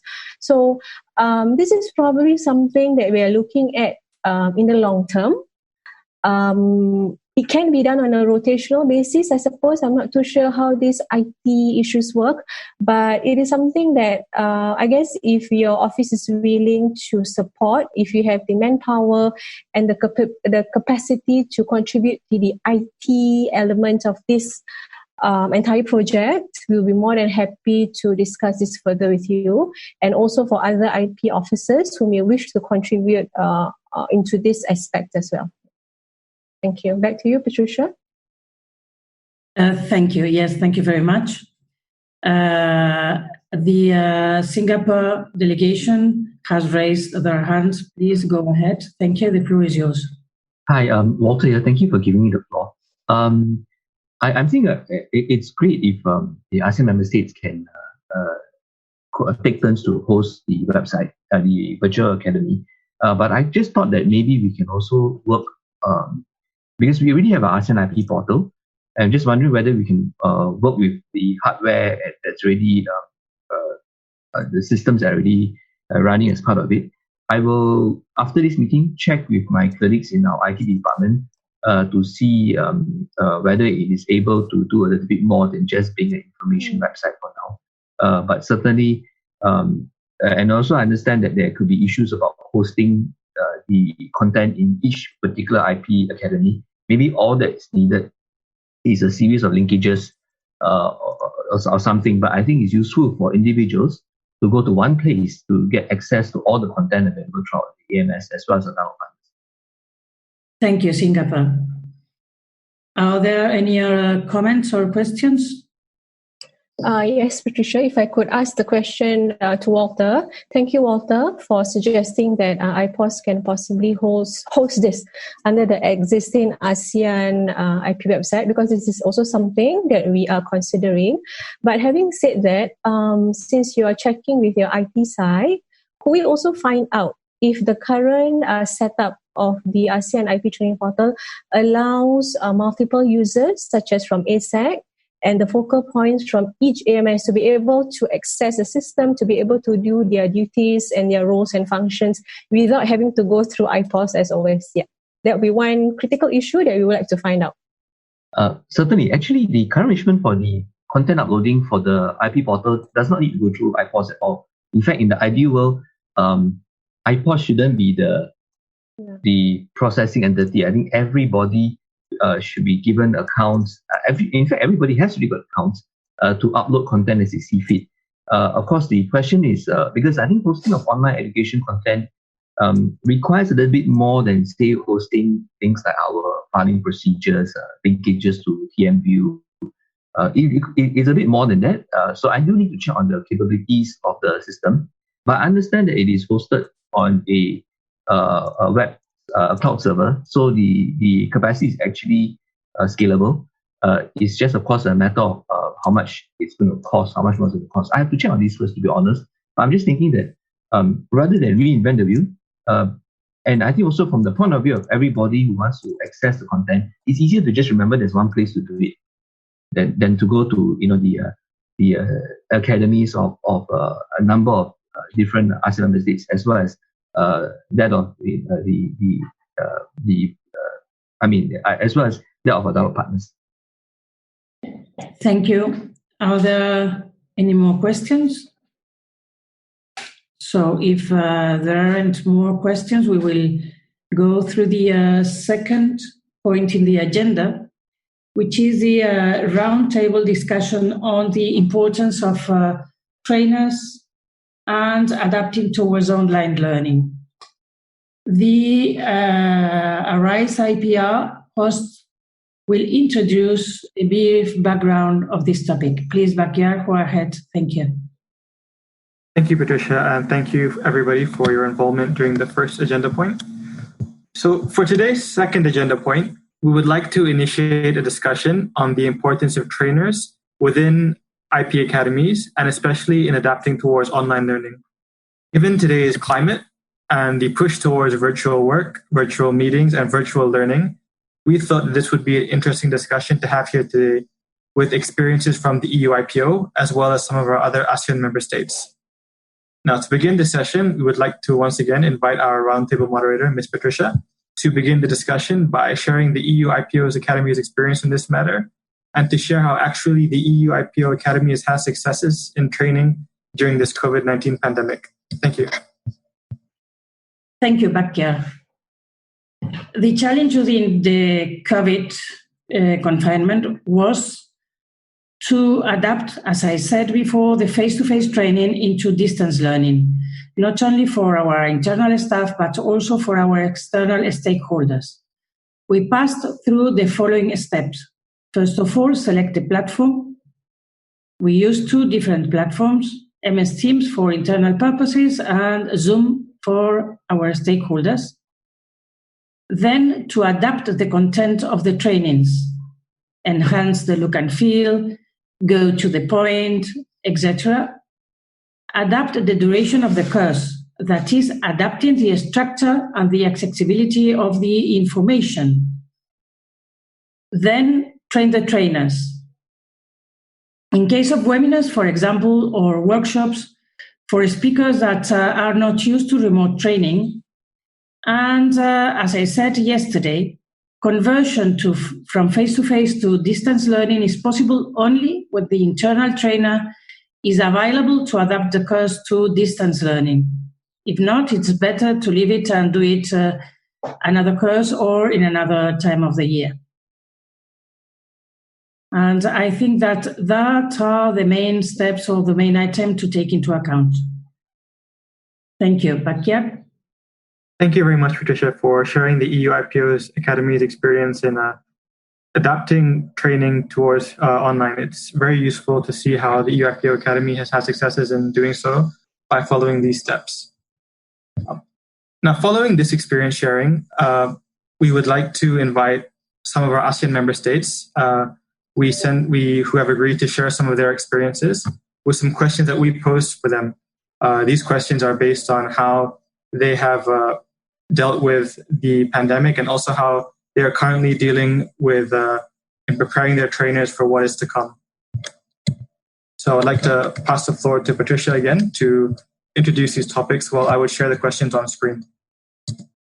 Yes, thank you. We cannot see the questions on the screen, Bakhtiar. Just bringing it up now. Okay, thank you. So the first question is, please share your experience in choosing and preparing trainers involved in your national academy's training departments. So for this question, we are going to ask first Malaysia to answer this question. Malaysia, please. Thank you. Very good afternoon. This for your information that on the pandemics that it comes to things that we needs to be explored, and also how we want to manage our engagement with the outsider, the stakeholders, and also how we want to replace on the face-to-face training. So currently, I do it, and just for the first questions, I go for the first question. Is it you here? Okay. So on the choosing and preparing trainers, we have the internal and also external speakers that we provide for during our training programs, and for sure they identified the topics, and also these topics can divide on the practical approach, enhanced hands-on training. For example, the pattern drafting, pattern searching, all is hands-on. We have that. That's most the trainers is from the internal part, the internal our own pattern examiners. And also, we also invite the practitioner to sharing their experience in providing that in patent drafting or patent searching process. And on top of that, we have a few programs for the internals. So internal is mostly we focus on the practical approach. So the discussion is made on the issue, on the processes, and also the operational matters that needs to be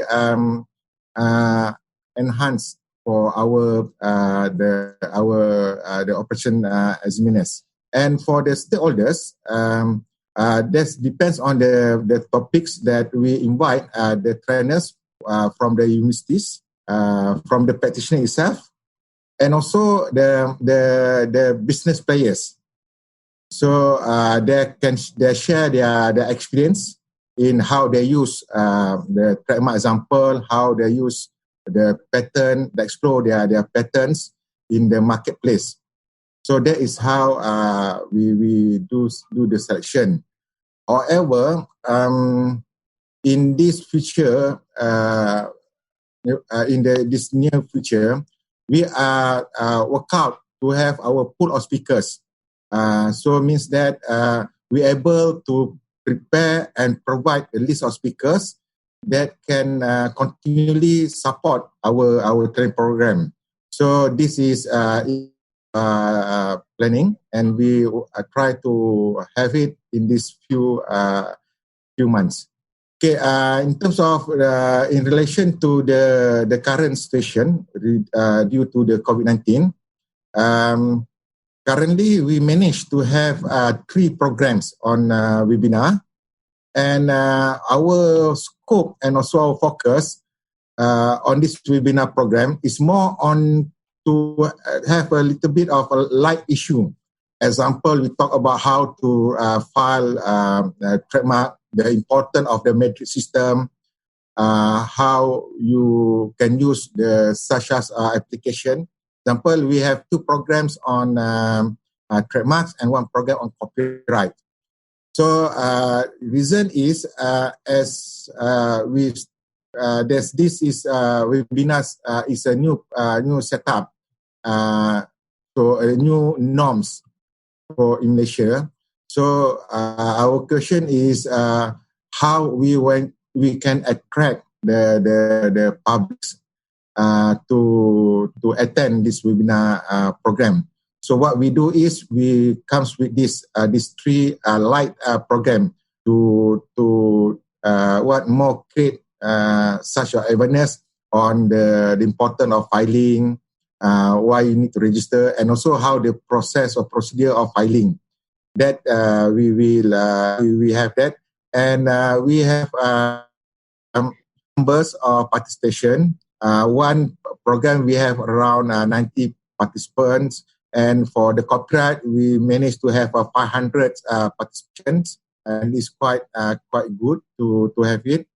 And in same time we try to work out because we need to continue our business as usual. So we follow the guideline and direction from the governments, whether we can go on a face-to-face program. And in same time, we try to maintain this webinar platform. And again, for the third one, as I mentioned, that our experience brought for this year, if you talk about this year, we can't make it. Only we are able to have two programs for this year. And when you talk about how the trainers for your academic and departments, so as mentioned just now, this we are looking forward to have a pool of speakers. And with this, having this pool of speakers, we hopefully that we can manage to address what the nature of what the content of the program that we need to put in, and what is the priority when we have this kind of training program. So I think that's from Malaysia. Thank you. Thank you very much. Thank you very much, Malaysia, to share your experience with us. one thing that you said, which is the pool of speakers. I think it's very interesting, and it was also mentioned in the presentation of Mr. Loy for the implementation of the Asian IP Academy. And now, please, the Philippines should take the floor and share the experience with us. Please, Philippines, go ahead. Hello. Good afternoon. Good day to everyone. Should I answer each of the questions, Yes. Ms. Garcia? Okay. So for the first one, in terms of the choosing, the Intellectual Property Academy of the Philippines, or the IPOPHIL IP Academy, we have a database. The database,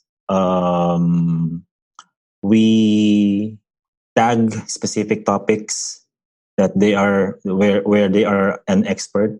So these are the experts as we usually communicate in terms of specific topics. So basically we have a database on that. In terms of preparing the trainers, we also have a database of the internal and external trainers. So a while ago I mentioned that we have external trainers database. So we have them and then their respective specialization.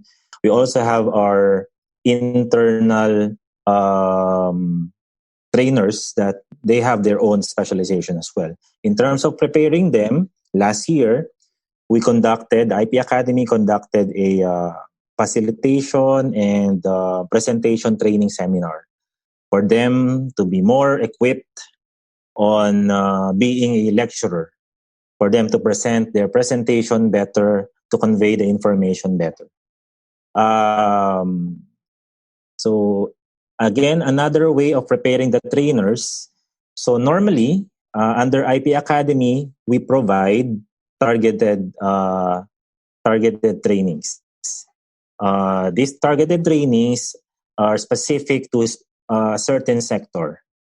So last year, we started a training for book publishers and authors. So the topic is not really a general orientation on IP, but it's more on targeted topics focusing on that particular industry. As a way to prepare the trainers is that we ask preliminary questions from the participants before the training itself. And this can be done through the registration. So on a per topic basis, we ask what are your expected learning, or what do you want to know more about this topic, so that once we obtained all the questions, all the answers of the registrants or the participants, we forward them to the lecturers. So the lecturers now can prepare, revise their presentations based on the expectations of the participants, as a way of really addressing what they really want. Because sometimes when they present, they use a typical presentation or a canned presentation, but with this kind of technique, they will be prepared on what that particular audience wants to know based on their presentation. So those are the things. Because of what's happening right now with the health crisis, we will conduct, the IP Academy Philippines will conduct another training on presentation and facilitation skills, but this time focusing on online teaching, webinars, online lectures. Because when we've already conducted around some webinars before.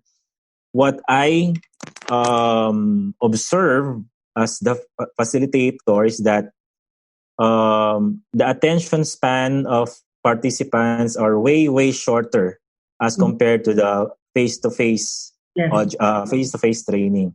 So you have to create activities, games, group presentation, questions and answers, discussion for them to focus on the online training, because high chance that they are also doing another things during the training. So next month, we will conduct a training for our internal trainers so that they will be more equipped in this new normal in teaching. Experience in collaborate universities. For experience in collaborating with universities, actually next week, we will have a training for university administrators. So the idea is when we do this, the audience are deans, vice deans, presidents, vice presidents of universities. And aside from teaching them IP, we will also seek guidance from them on how to go about this new normal. And it's a step. It's actually a step on finding new programs to partner with these universities. So share experience in collaborating with universities and how this has changed in recent times due to COVID. For IP Academy Philippines, we've been really have a strong partnership with the local universities. In fact, we have the ITSO program. I'm not sure if you're familiar with that, but it's the Innovation and Technologies Support Offices. It's kind of like the TISC of WIPO, but we have our own group. We call it franchise. These are our support universities. So from time to time, we communicate with them, coordinate with them in terms of our projects. Please share your experience throughout recent years in training different groups. Again, the IP Academy Philippines been doing this targeted. Actually, we call it LEAP IP Forward, where we target specific sectors. Last year, we conducted one for book publishers and authors. So the lecturers are focusing on the challenges, issues on writers and publishers. And then early this year, we will conduct training for we conducted a training for musicians and composers. Mm-hmm. So we invited relevant speakers that will discuss specific topics in that particular sector. And moving forward, we will do, I think we will do something for SMEs. We will do something for teachers. So I guess the experience is more of, I think it is very important for us, for the trainers, for the IP office, to really know what are the expectations of the target audience. And you can only do that by really asking in advance. Because if it's good for the lecturers because they can prepare. They can prepare their slides, revise their slides. And it's good also for the participants because what they expected are met after the presentation or after the training. And how trainers of your academies have prepared themselves in training different groups. The training that we did last year, it's supposed to do, we did a training for you to handle different age group. So in terms of, for IPOPhil, we are also doing trainings for kids, for elementary, primary, secondary students. So you really have to change how you present, how you talk. So that was part of our training last year. When you're talking with lawyers or engineers or patent agents, you have to change your style or techniques. That was actually been done last year also during the training. And definitely for our next refresher courses on that, it will be part of the training course. So I think that would be it for the IP Academy by IPOPhil in terms of these specific questions. Thank you very much for your inputs. Philippines, I would like to underline two things that you mentioned. First of all is you mentioned that you prepare your trainers with soft skill courses. I think that is very, very important. And also that during this situation, the COVID situation, you are preparing them for online training, online teaching, because as you said, it's completely different. As I said before, it must be shorter, going to the point. try to amuse the people, to interact with them. And what you said is very important, to create activities like question and answers, but also polls, quiz. We use, for instance, one for children, which is Kahoot.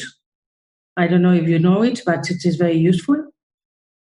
And another item that you raised was the one of train the trainers to target different sectors. That's also very important too. And your system to ask beforehand the question is useful, of course. Thank you. And now we are going to pass to Singapore. Please, Singapore, could you share your experience with us, please? The floor is yours. Hi, Wuli, Subin, are you there? Yes. No, I'm asking my colleagues. Okay. Sorry. Okay. Yeah, Wuli is there. Okay. Yeah. Great. Okay. I'll share our Singapore experience. In terms of preparing our trainers in our IP Academy, we do have our own faculty members and who actually comes from the industry with some sort of industry experience. We also work with adjunct trainers in the industry. And the emphasis on the industry experiences is really to ensure that the training are practical in nature.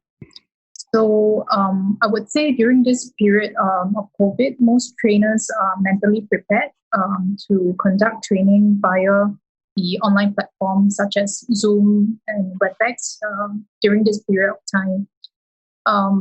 So to get them prepared, we send them guides on how to conduct lessons on such online platforms.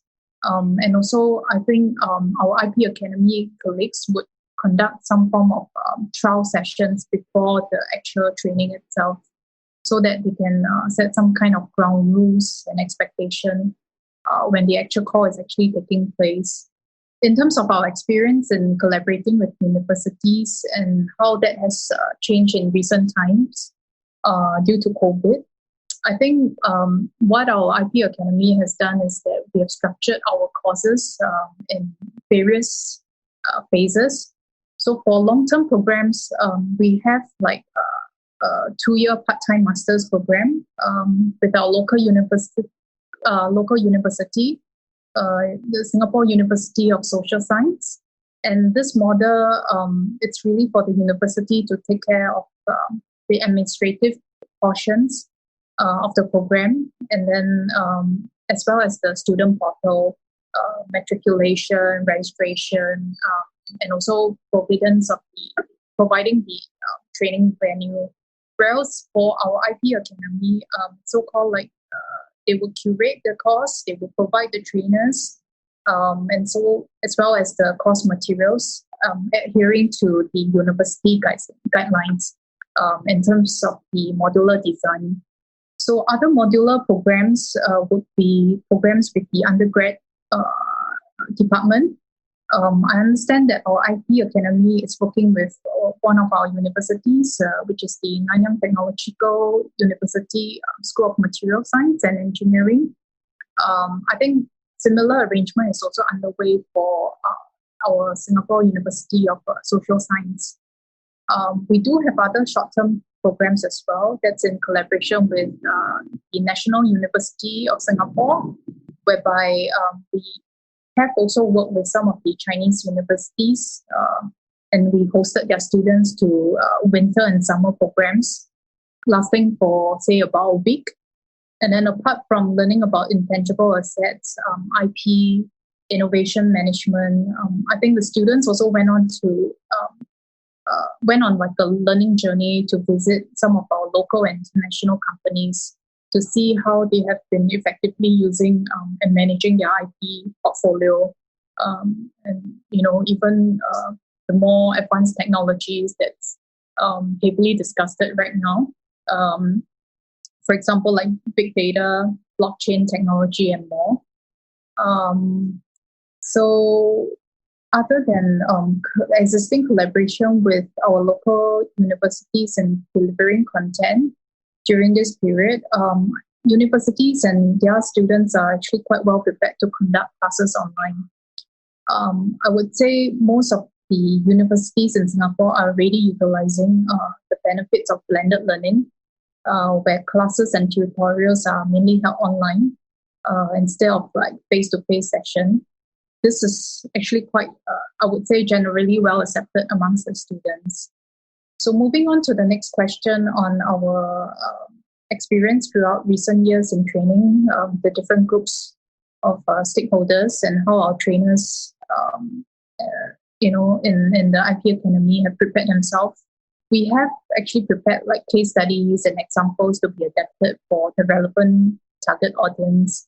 So for each program, we also take into account feedback from participants seriously, and we will improve our materials as we go along, in terms of adjusting the speed and the depth of the coverage.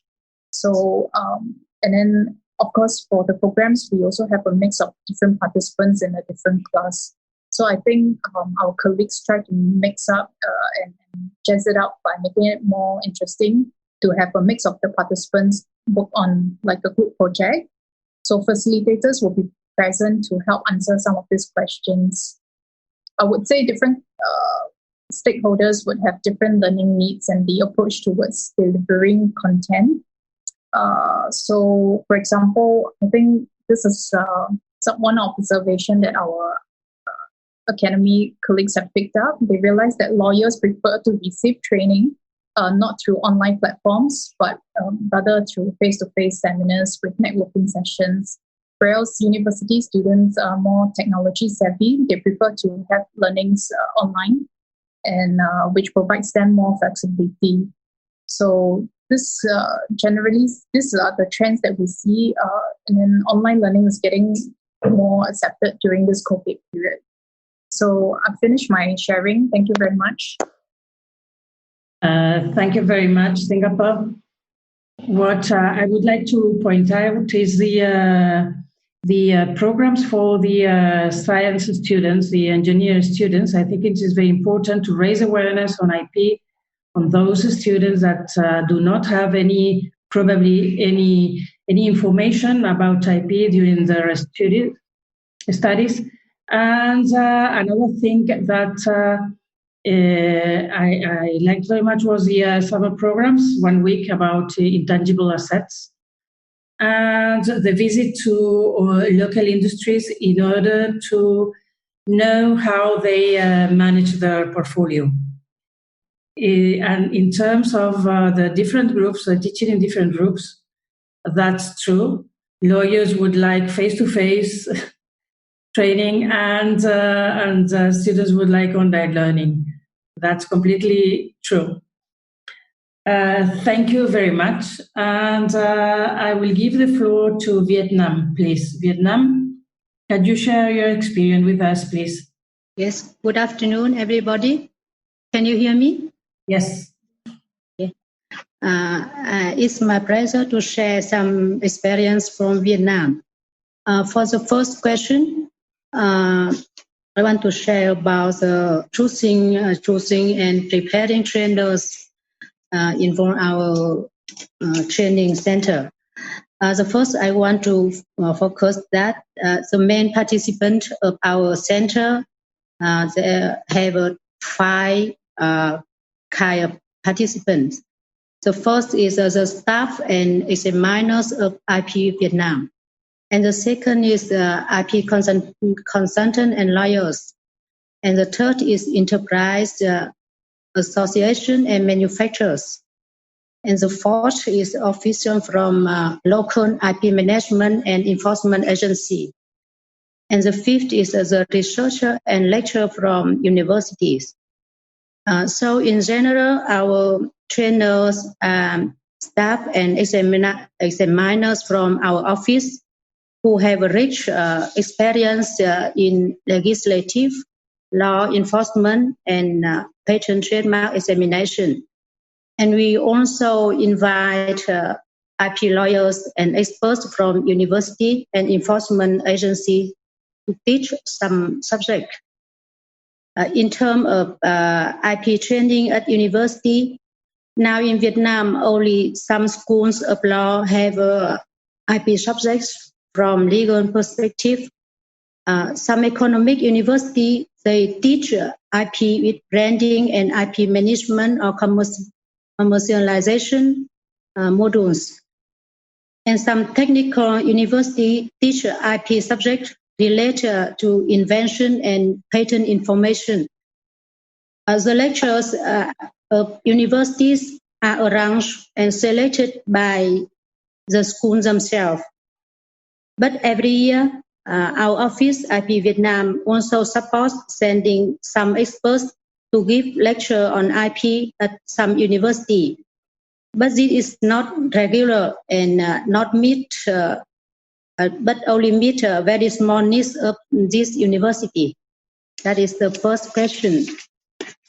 And about the second questions, in the past year, IP Vietnam signed MOUs with some university, such Hanoi National University, Ho Chi Minh City University of Law, Hanoi Foreign Trade University, and under these MOUs, every year, IP Vietnam cooperate to conduct some IP training and consultancy activity. And in the frame of WIPO's DISC project, more than 30 universities joined in this network.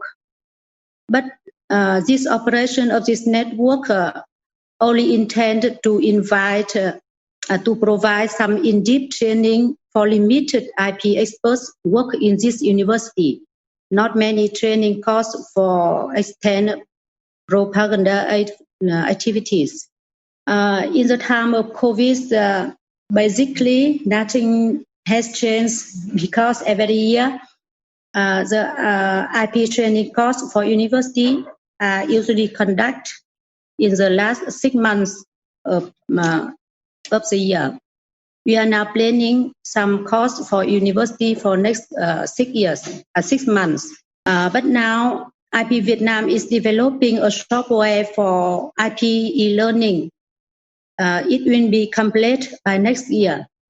But at the same time, we also invite some experts to draft the contents for this course to use for e-learning. And we hope in the future we can receive your support and learn experience from you in the field of IP online training because it's very new for us. For the first problem, in Vietnam now, IP training for enterprise and university has not paid adequate attention. One of the reasons is in our education system, especially in university, IP has not been a compulsory subject. So the official curriculum and materials have not been formulated and applied. University develop their own IP training programs, documents, and implementation according to their capacity. For the business sector, it is fact in Vietnam now, only large enterprise and corporation are interested in IP. SME don't really concerned about IP issue. IP is not a matter of priority for their business. From the perspective of our office, we are being aware of this situation. So for many years, IP Vietnam has been making efforts to cooperate with some university, research institute to organize short-term training course on IP, about 1 or 2 days for course, in order to teach the basic knowledge about IP for the final year students before they graduate. And for the course for student, usually 2 days for course. and each course for about 100 students. And each year we had organized 5 to 8 courses.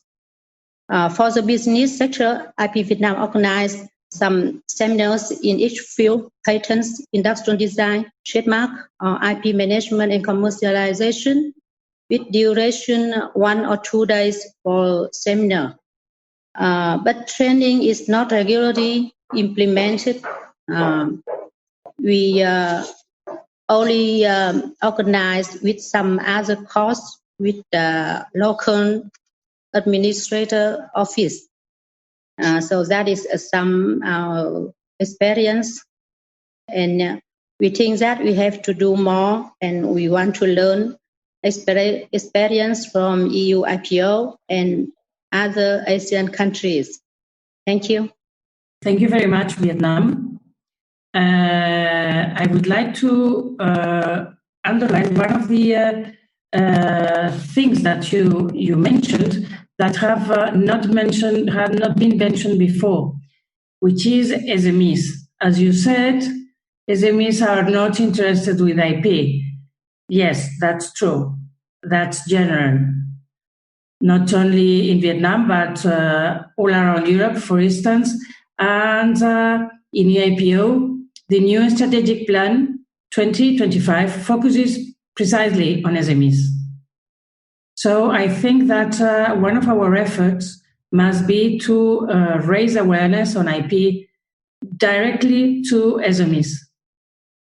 Thank you very much, and of course we are at your disposal. Everything that you will need, we are at your disposal. Thank you very much.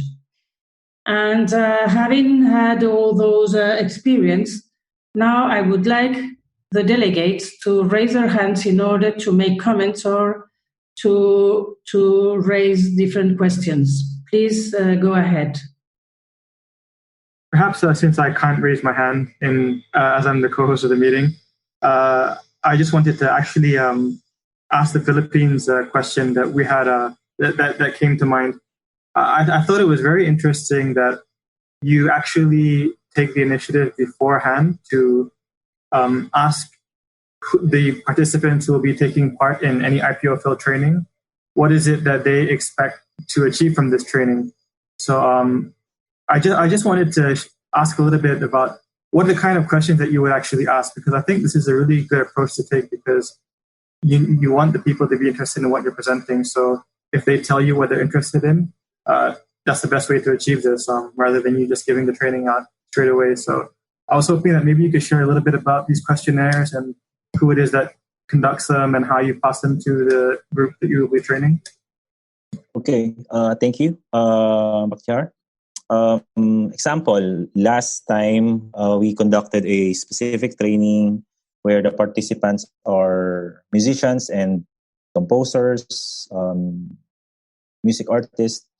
So what we do is create a curriculum, a program. So normally for online, we are trying to make it for 1 hour per topic. So I think it's between from 9 a.m. to 12 p.m. So that's probably around 3 to 4 topics. So we post the topics online during the registration. And then, so example, one topic is about collective management organization. So the lecturer will create or will write the full title. Example, commercialization of music creations and collective management organization. And then it will be part of the registration for the participant to write, in terms of this topic, what are the things that you want to know? What do you expect to learn out of this particular topic? So from time to time, of course, for each participants, they have their own answers. So basically, to answer your question, we don't have a specific what kind of information. It's really on a per topic basis. So we have a specific topic. So normally for that kind of targeted training, we start with copyright introduction. After which we have another topic is collective management organization, and the other one is other IP on musicians, because trademark is also connected with musicians or artists on if they want to trademark or register their name, their band name, or merchandises. So there are other non-copyright IP protection for musicians. And then the last one, I think, is more on the enforcement. How can you enforce your copyrights, especially in online? So those are the 4 major topics for that particular sector. And then the participants during the registration will provide or write down what they really want to know. Specific, probably, can also be general. But once we receive those answers, we forwarded them to the lecturers, so he or she would know how to address those expectations. So I think that's it, Bakhtiar. Thank you very much. Have you got any comments? Yeah, if I may just ask a question on artificial intelligence. I'm actually quite interested to know what are the potential of using AI for firstly monitoring the training history of a targeted person so that they are able to, then recommend new courses for their future development. And then secondly, whether is there any role for AI in generating the training agenda proper for a particular course, for example, because I realized that the time spent in preparing agendas usually takes a long time. And is there any role for AI in this? Yeah, that's just my question. Just thinking ahead and moving forward. Thank you. It's addressed to me, right, Louis? Anybody who have got any thoughts on this, because these are also all quite new areas. If you have any points to share, and if you've been thinking about it, please do share it with us, because it is continuously we are always still learning on this new topic, and things are still changing. So I'm also still scouting the internet to look at all this progress as well. Okay, just to share with us, for now, I think AI is not yet. We're not yet there in terms of using AI in creating programs for targeted sectors, and hopefully, probably in the future, it can be a way to address those topics. But for now, for IP Academy Philippines, we're not yet there. If I may, in the EIPO, as I told you, there is a project which is the EIPO Virtual Center. And what we are trying to do is to use artificial intelligence to select the most appropriate content and delivery method for each target audience. We have in mind to facilitate adaptive learning by deploying machine learning capabilities. For instance, if you go to Netflix or any other platform and you have seen a film, afterwards Netflix propose you other films because they think that it can interest you. Well, we will do the same. If someone has already done a course or has been registered in a specific training, then artificial intelligence will propose him other trainings that could be interest for him. But that's not only for stakeholders, also is for our internal staff in order to develop their learning path and to give them customized professional training itineraries. Conclusions and wrap-up session in 3 parts.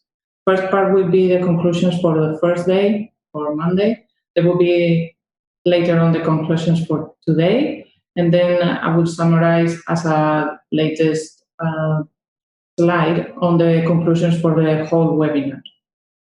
For the first day, the conclusions of Monday, we will be very happy actually because all member states from ASEAN joined the webinar, and we're also glad to have ASEC colleagues in the meeting, as well as some colleagues from the EU IPO and also the ARISE+IPR project management team.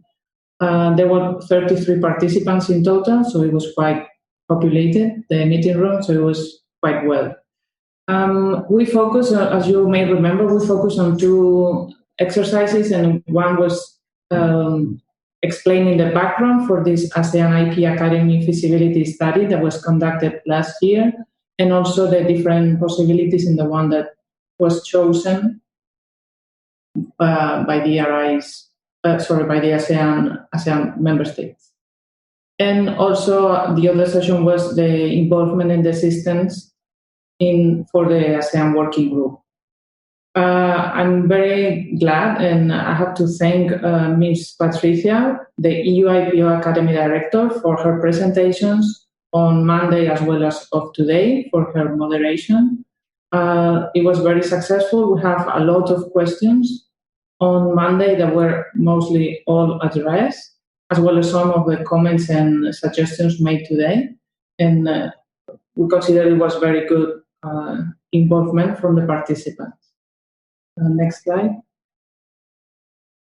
Key points discussed on Monday were basically the ASEAN member states expressed their interest and asked, especially on three topics.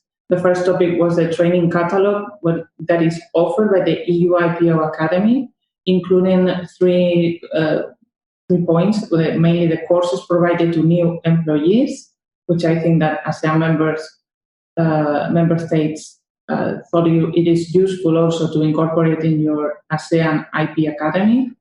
Also, there were some questions about the accreditation courses, as well as the EU IPO joint doctorate program. The second highlight for the discussion was the processes involved in the startup of the UIP Academy and also the budget needed to run the Academy.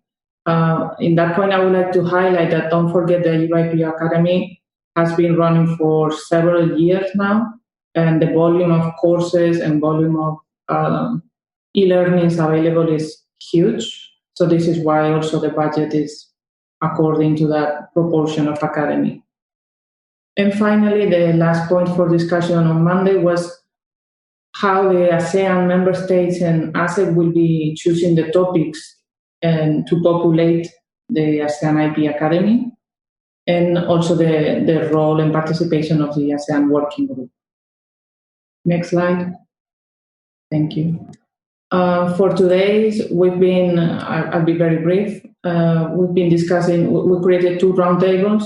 Actually, one is the implementation plan for moving forward with the IP Academy that was presented by Bakhtiar and also by Mr. Louis, and the online training and trainers roundtable that was, I would here take the opportunity to thank colleagues from Malaysia, Philippines, Singapore, and Vietnam for sharing their experience and their lessons learned and best practices and good practices concerning their own IP academies. And I think that's valuable information also to incorporate in the ASEAN IP Academy. Next slide, please. I would say that the key points of discussion during today was the ARISE+IPR, or we presented the support that the project can give to the ASEAN IP Academy moving forward, and actually it's in terms of the creation and hosting some training modules under the annual work plan 3. As Bakhtiar explained, we have a specific activity devoted for the ASEAN IP Academy.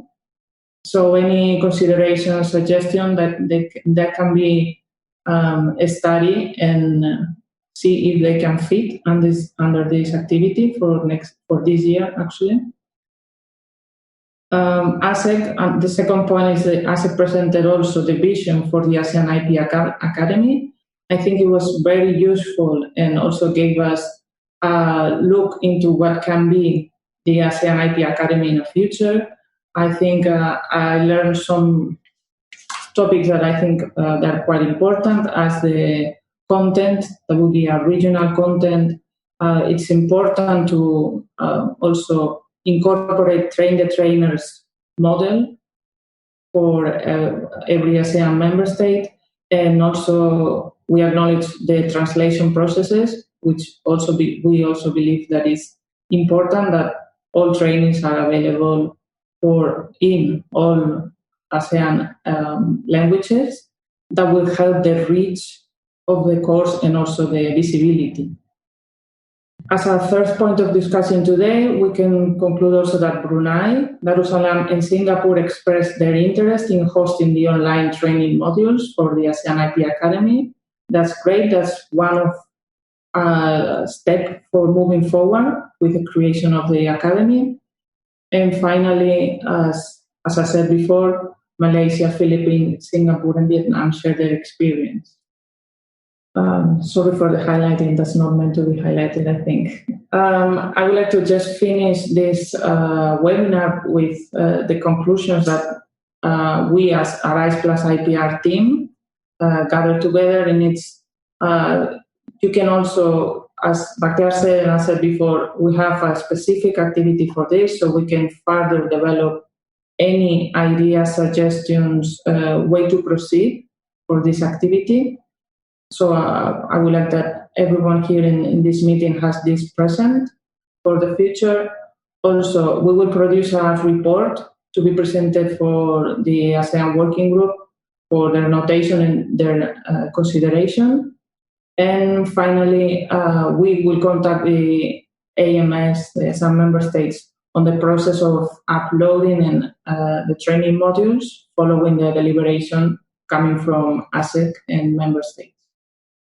I would like just to give just 1 minute if some of the attendees or participants have any other concerns that we'd like to include in this conclusion of the seminars or suggestions. We will be open also to further develop these conclusions, but as of the ARISE+IPR team, we gather these three. If anyone has any comments? Carolina? Yeah, can I say something? Yes, I think that was an excellent summary of the past 2 days. What I would like to add, just one more point to your last slide. I think ASEC would also like to suggest to the ASEAN Working Group to have a permanent task force or a committee for this IP Academy. So we would like to propose perhaps for the same participants in this group to be the ones to be part of the task force.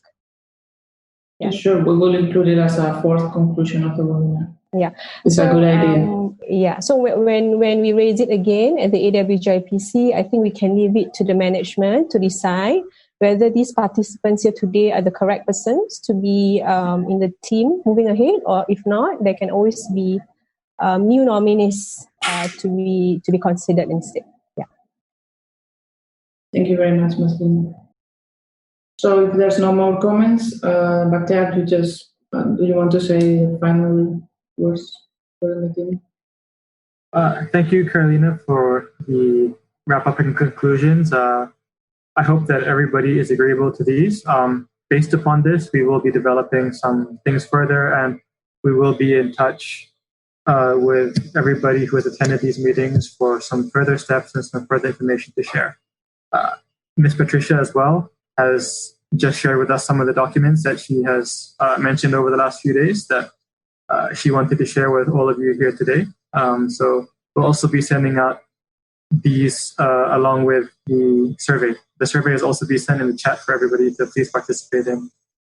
So I would like to thank everybody for their participation. I would also especially like to give thanks to Ms. Patricia Garcia once again in her busy role as the EU IPO Academy Director for sharing these last 2 days with us on Monday and today, and for taking time out of her schedule to share some of the EU IPO experiences, and also for all of us to learn from the ASEAN academies that we have. I think personally there was a lot that I learned here today on how some of these things could be applicable to an ASEAN IP Academy from the different member states. So that was really great. So thanks once again. Patricia, if you would like to share anything as well, I'd like to welcome you to take the floor. Yes, thank you very much. Thank you for sharing your experience. You know that I always say that we always learn something from one another. That is the knowledge sharing that I referred the first day. And good luck. And I hope see you again in the future. Thank you very much, everyone. We'll be in touch with an email very shortly. Yes, Mr. Lloyd. Bhaktia, if I may just say a few words of thanks on behalf of the AMS as well. We would like to extend our appreciation and thanks to ARISE+IPR and to Patricia and Tiago, Bhaktia, Carolina, and everybody else who have made this a successful event for all of us.